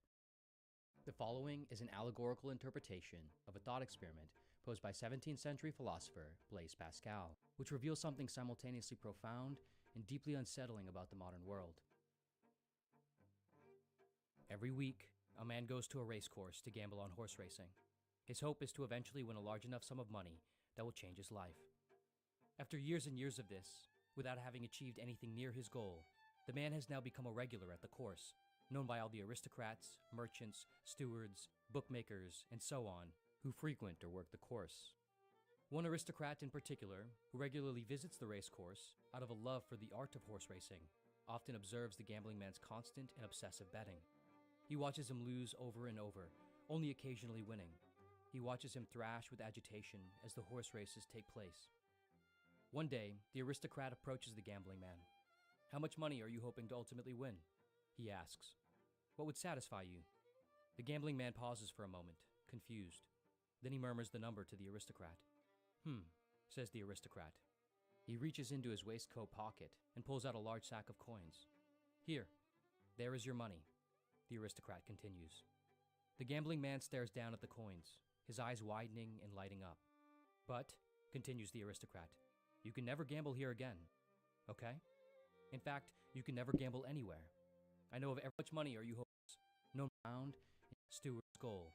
The man has now become a regular at the course, known by all the aristocrats, merchants, stewards, bookmakers, and so on, who frequent or work the course. One aristocrat in particular, who regularly visits the race course out of a love for the art of horse racing, often observes the gambling man's constant and obsessive betting. He watches him lose over and over, only occasionally winning. He watches him thrash with agitation as the horse races take place. One day, the aristocrat approaches the gambling man. "How much money are you hoping to ultimately win?" he asks. "What would satisfy you?" The gambling man pauses for a moment, confused. Then he murmurs the number to the aristocrat. Says the aristocrat. He reaches into his waistcoat pocket and pulls out a large sack of coins. "Here, there is your money," the aristocrat continues. The gambling man stares down at the coins, his eyes widening and lighting up. "But," continues the aristocrat, "you can never gamble here again, okay? In fact, you can never gamble anywhere. I know of every race course, tavern, inn, house, club, none of them." "Why?" asks the gambling man. "Firstly, you're missing out on the beauty of these races and games. Secondly, if you gamble again, you will surely lose my money, and my money does not go to waste." Dumbfounded but elated, the gambling man agrees. Several weeks go by, and the gambling man can no longer take it. He is miserable. He got what he was gambling for, but something is missing. Soon, he returns to the race course, approaches the bookmaker's counter, and asks to place a bet. "I can't," says the bookmaker. "You agreed to the aristocrat's terms. I cannot participate in breaking them." "Please," says the gambling man. "You can play, but you can't bet actual money, and I can't let you win," the bookmaker responds. Desperate to do something, to play again, weeks go by, and the gambling man can no longer take it. He is miserable. He got what he was gambling for, but something is missing. Soon, he returns to the race course, approaches the bookmaker's counter, and asks to place a bet. "I can't," says the bookmaker. "You agreed to the aristocrat's terms. I cannot participate in breaking them." "Please," says the gambling man. "You can play, but you can't bet actual money, and I can't let you win," the bookmaker responds. Desperate to do something, to play again, the gambling man agrees. Every week, he returns to the race course and places fake bets, knowing full well that he will not win anything. He watches the horses whip by on the course and feels nothing. There's no hope, no uncertainty. On the verge of complete and utter despair, the gambling man decides he must undo what he's done. He returns to the aristocrat. "Here," says the gambling man. "What is this?" asks the aristocrat. "It's the money I still have, nearly all of it you gave me. I don't agree to the terms anymore. I'm going to gamble again." "Why? Isn't this money what you were after?" "I guess not," says the gambling man. In Pascal's book, Pensée, he uses this thought experiment to explore what he believed to be humanity's greatest plight, boredom. For him, most human activity is a result of a kind of existential boredom. More specifically, the result of our intense repulsion of boredom. Boredom creates space for us to think and feel fully and without distraction. It allows us to see and know the wretchedness of our condition. According to Pascal, we loathe this experience.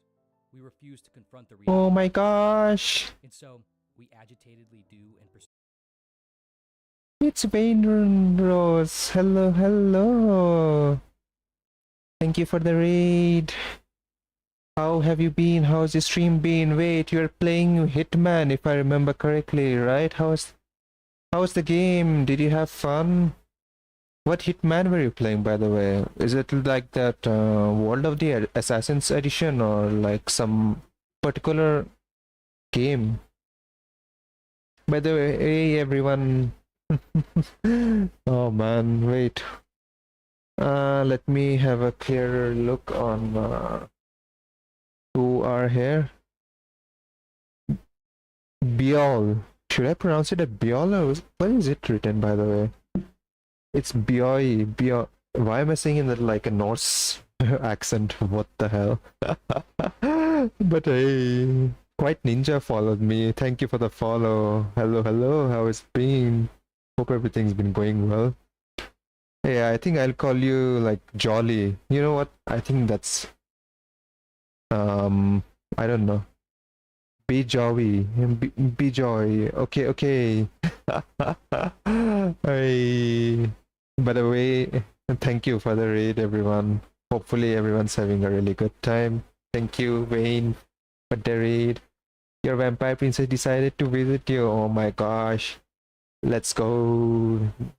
I am really privileged by such honor, such actions of yours. Thank you, thank you. I completed 3 missions, killed all my targets.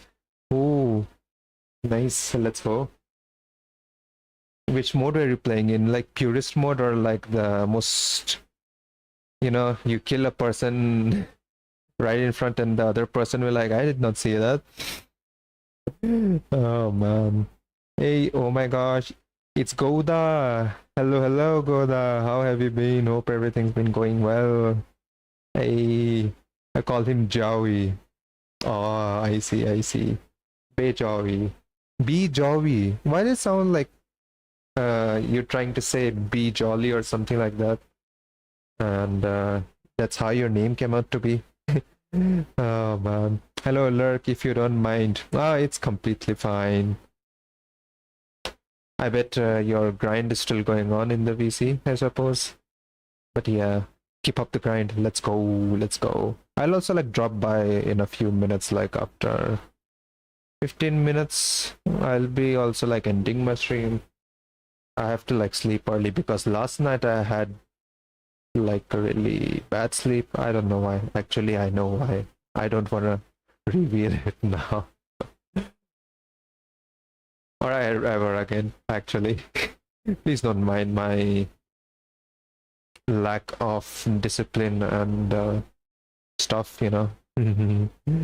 But yeah, I'll be seeing you later in the VC if you'll still be there. I made up my name when I was 7. It kind of ended up that way. Bijawi. Oh, I see. So was it like Bijawi? Like someone told you, hey, you should be Jawi. And you're probably like, okay, Bijawi, Bijawi. And that's how you probably came up with that name too, I suppose. I mean, that's how I would have came up with. Hey Fidel, thank you for the follow. Hello, hello. How has it been? Hope everything's been going well. Thank you for the follow again though. By the way, I have 3 followers right now. Damn, I'm like 2 followers away from like 100. Let's go. 2 more followers. Damn. Why though? Wait, I shouldn't say something like that, but you know what? You know, let's not delve into that. Hey, but hey, like, yeah, I'm really fortunate to have to meet people like you. I mean, we know it. I think I probably like seen quite a few names in the VC and like that VC, you know. But yeah, I think it's our first time meeting each other in Twitch, especially when I'm like streaming. I've become the streamer, and people are watching me doing the stream. Yeah, I didn't know English well, made up a word kind of stuff, guys. Good luck on the grind. Yeah, you too. You also good luck with the grind. As I said, like I might be joining the VC after some time, but right now, yep, I will be working on my own grind. As you can see, I'm like working on an animation at this moment, and I'm a little confused, but yeah, work's still going on. There are some mistake I've been doing. Like I was like trying to experiment something, but I think I messed it up. I made it on like different layers rather than on different frames, which is like what the hell am I even doing at this point, man?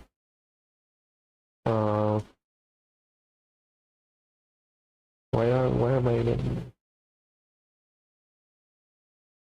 doing that? Okay, it's like on the same. Yeah, I should have made it like on a completely different frame and work accordingly, but unfortunately, I'm stupid. Man. Okay, did the hair work?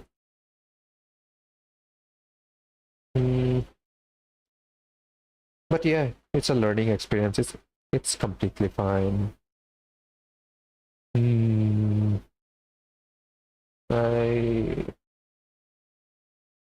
I can actually do it on a different layer if I like move this entire thing into a new frame. Wait, I didn't even think about like how do I even want to different layer. How am I gonna move it?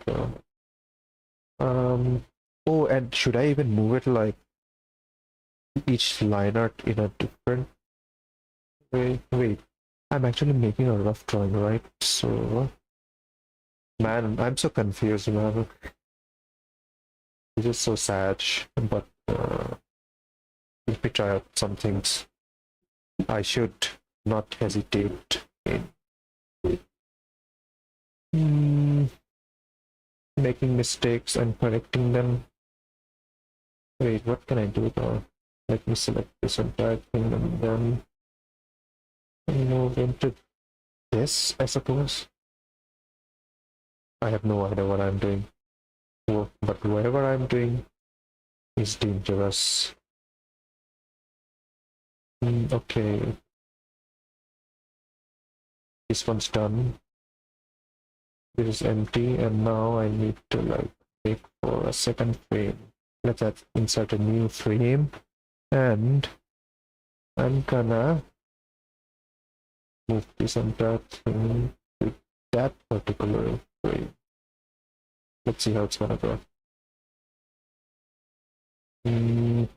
Wait, what did I do just now? No. Do not redeem. Normal one, mirror one.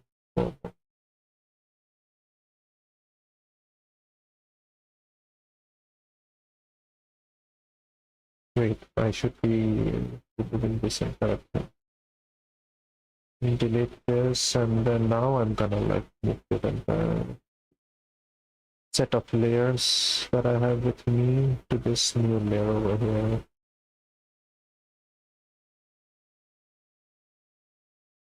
Wait, does it work now? Oh yeah, I think I fixed it. Oh man, let's go. Let's freaking go.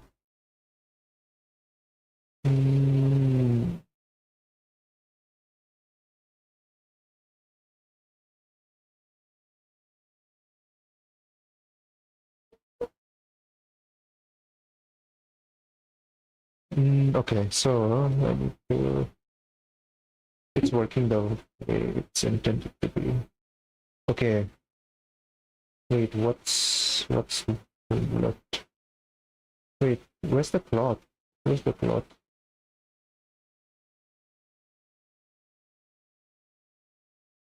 Oh, okay. I have to oh man. Okay. Okay. It makes sense now. It makes a lot of sense now. About this. Okay, hands not doing background. Background. Okay. Okay, background's also fine. Okay, experiment successful then. I should just delete these two folders over here. Too much clutter, man. Too much clutter.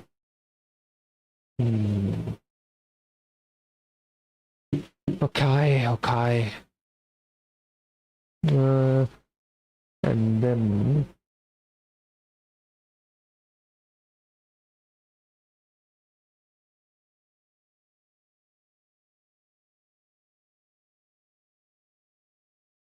oh my gosh, I have like 6-7 minutes remaining now. Let's go.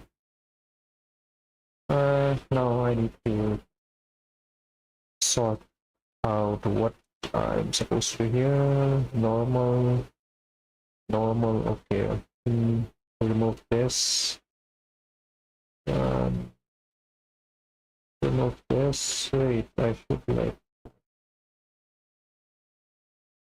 some background, plot, here. I should increase my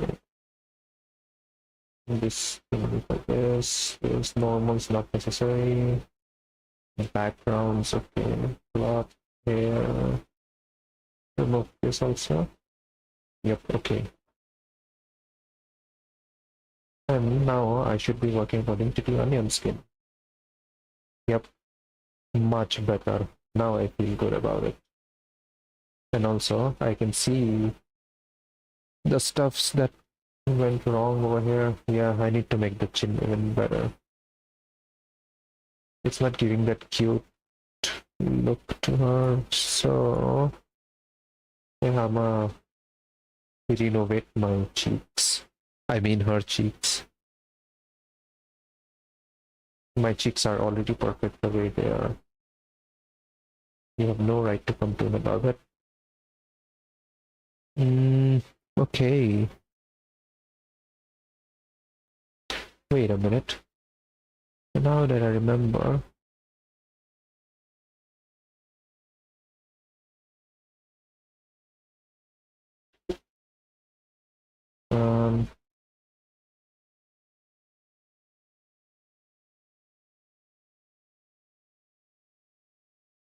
this one's gonna be there.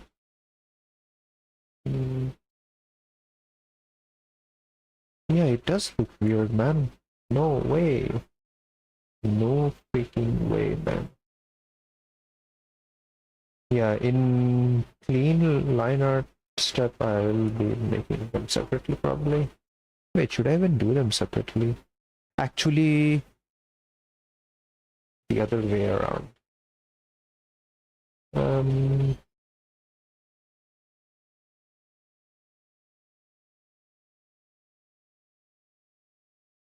Wait. Actually, let him cook. There's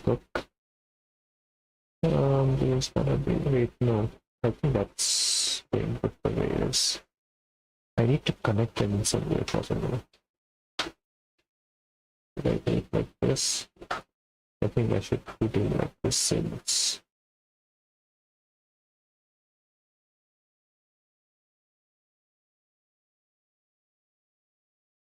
No.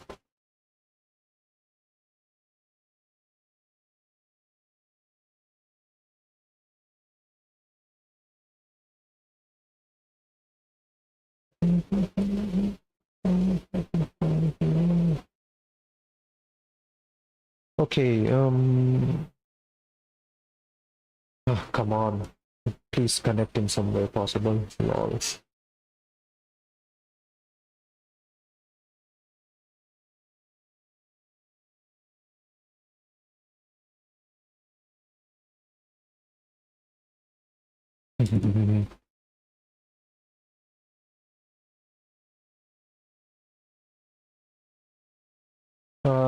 Okay. Wait. What the hell's going on over here? Oh, they all are playing. What is it called? Project Zomboid. Oh, I see. Okay. Well, enjoy your games then. I have like something to cook. And yeah, I need to draw the ears over here.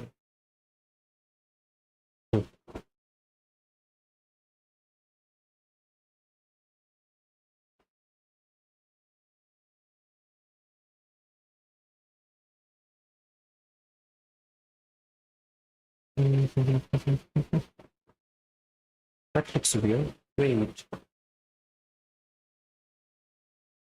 Okay, you know what? Never mind. Okay, let's see, like, much better than before. Much better than before. Okay. I think it's going good enough. We can continue anyway. Things, creating distractions and problems to occupy ourselves away from ourselves. Pascal writes, all of humanity's problems stem from man's inability to sit quietly in a room alone. As a result of this, for Pascal, it's rarely the outcome of our endeavors that we are truly after. As illustrated, Oh yeah, I need to change the neck also. we don't really want the outcome to materialize fully. Okay, you know what? Please shut up for a while because I need to log in. That's what we are gonna do now.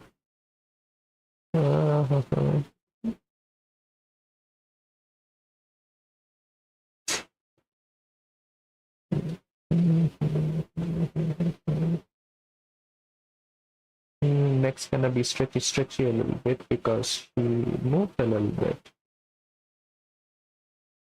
Yep. Erase this.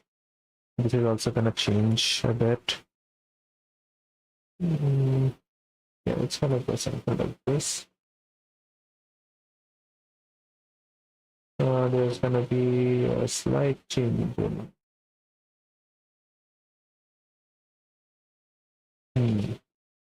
Yep. I guess that's how it's supposed to be.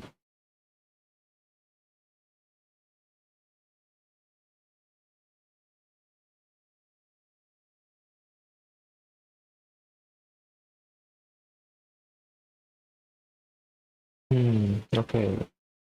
Oh wait, you know what? I should like clean things a little bit around here, here. Oh man.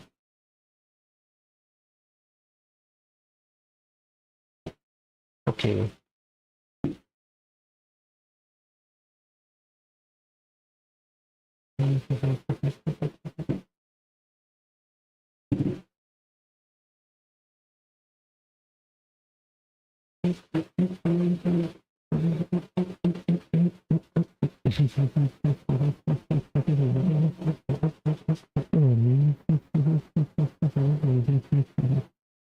Wait, let me set this thing up now.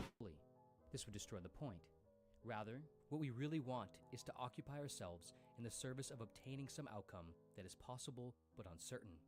It's the continued potential for obtaining something and the belief that obtaining it will benefit or satisfy us that keeps us satisfied. In plain terms, we gamble or do things that fit this gambling pattern because we are trying to continually escape ourselves, our boredom, and our awareness of our condition. In the words of Dostoevsky in The Gambler, gamblers know a man can sit for almost 24 hours at cards without looking to right or to left. Gambling away the modern world. Gambling has never been more popular than it is today. It's estimated that around 1.6 billion people worldwide gamble regularly, and over 4 billion people gamble at least once every year. That's over 50% of the global population. This increase has seen its biggest ramp in the last 30 or so years, with both the internet and smartphones creating unprecedented accessibility. Among many other things, we now indulge in our impulse toward escapism through gambling and media at obscene scales. More than just the increase in popularity of traditional gambling, like casino games, sports betting, and so on, as a culture, we've also recently begun to make gambling markets out of everything. On what are known as prediction market platforms, you can gamble on essentially anything that is uncertain in the world. Will Jesus Christ return by 2027? You can bet on it. How many starving children are there in a particular war zone? You can bet on it. Will a nuclear weapon detonate by June of this year? Will a political figure wear a certain color tie or name a country a certain number of times in a speech? You can bet on it. Will some influencer do some influencer thing? You get the idea. Interestingly, Okay. actually originated for utilitarian purposes. Launching in 1988 at the University of Iowa, researchers used experimental prediction markets to try to determine the accuracy in foreseeing political events that individuals were financially incentivized to predict correctly. The goal was essentially to determine what we could do about the world when we let people bet on things, when human predictions are decoupled from we are getting close. preferences for the outcome. The study did in fact find that these markets often do produce more accurate predictions than traditional methods. Okay, like it's 12 o'clock. I mean 11 now. I think it's good enough. I have drawn in terms of frame, so I think this is like ready. I'll be making like clean versions of them tomorrow. Yeah, that's what I'm gonna be doing. I'll be continuing my stream tomorrow, so for now, for today,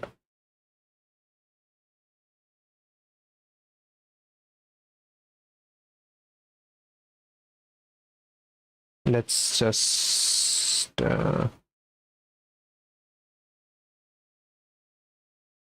rate, since I was rated by the adorable brainrots. In honor of this, I will be rating another person that I know, and maybe you should check them out too, because yeah, he's also an artist, and I think it's, you know the JoJo reference where like what is that, attract law of attraction kind of thing in that JoJo's thingy. Similarly, I think it's the same thing. Stand users attract other stand users. Similarly, I think artists also attracts other artists in that aspect, so maybe you should definitely check him out. So let me introduce you to Davis Moriarty. Let's go.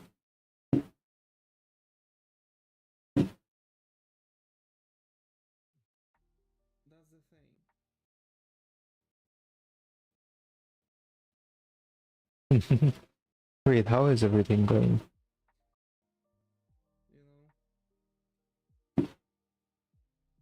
Because the thing is that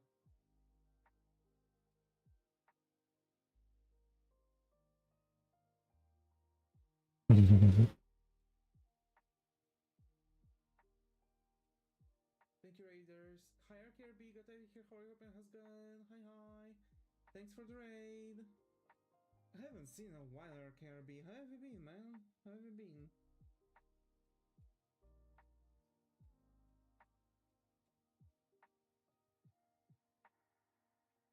I'm trying to see indeed. Yeah. English was pretty much my own language, and so the other kids there would bully me often for that. So led me to making no friends. Good work is a botch. Yeah.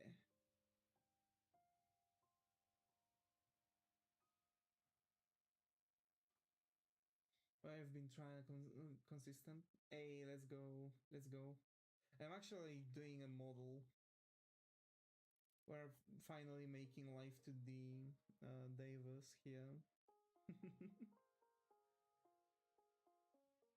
How have you been? I've been good. Work just, kind of crashing, but things are going nicely. I've ordered my 3D printer. I'm going to get one.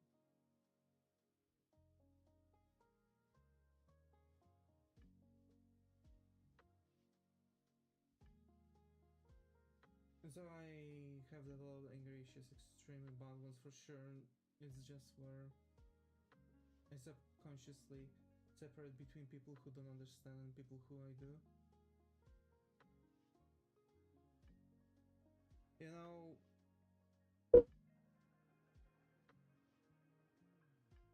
That's another thing. Anger issues have to be like taken care of by the specialists. That I can tell you, I doubt it's something I might be able to like even be able to help you, because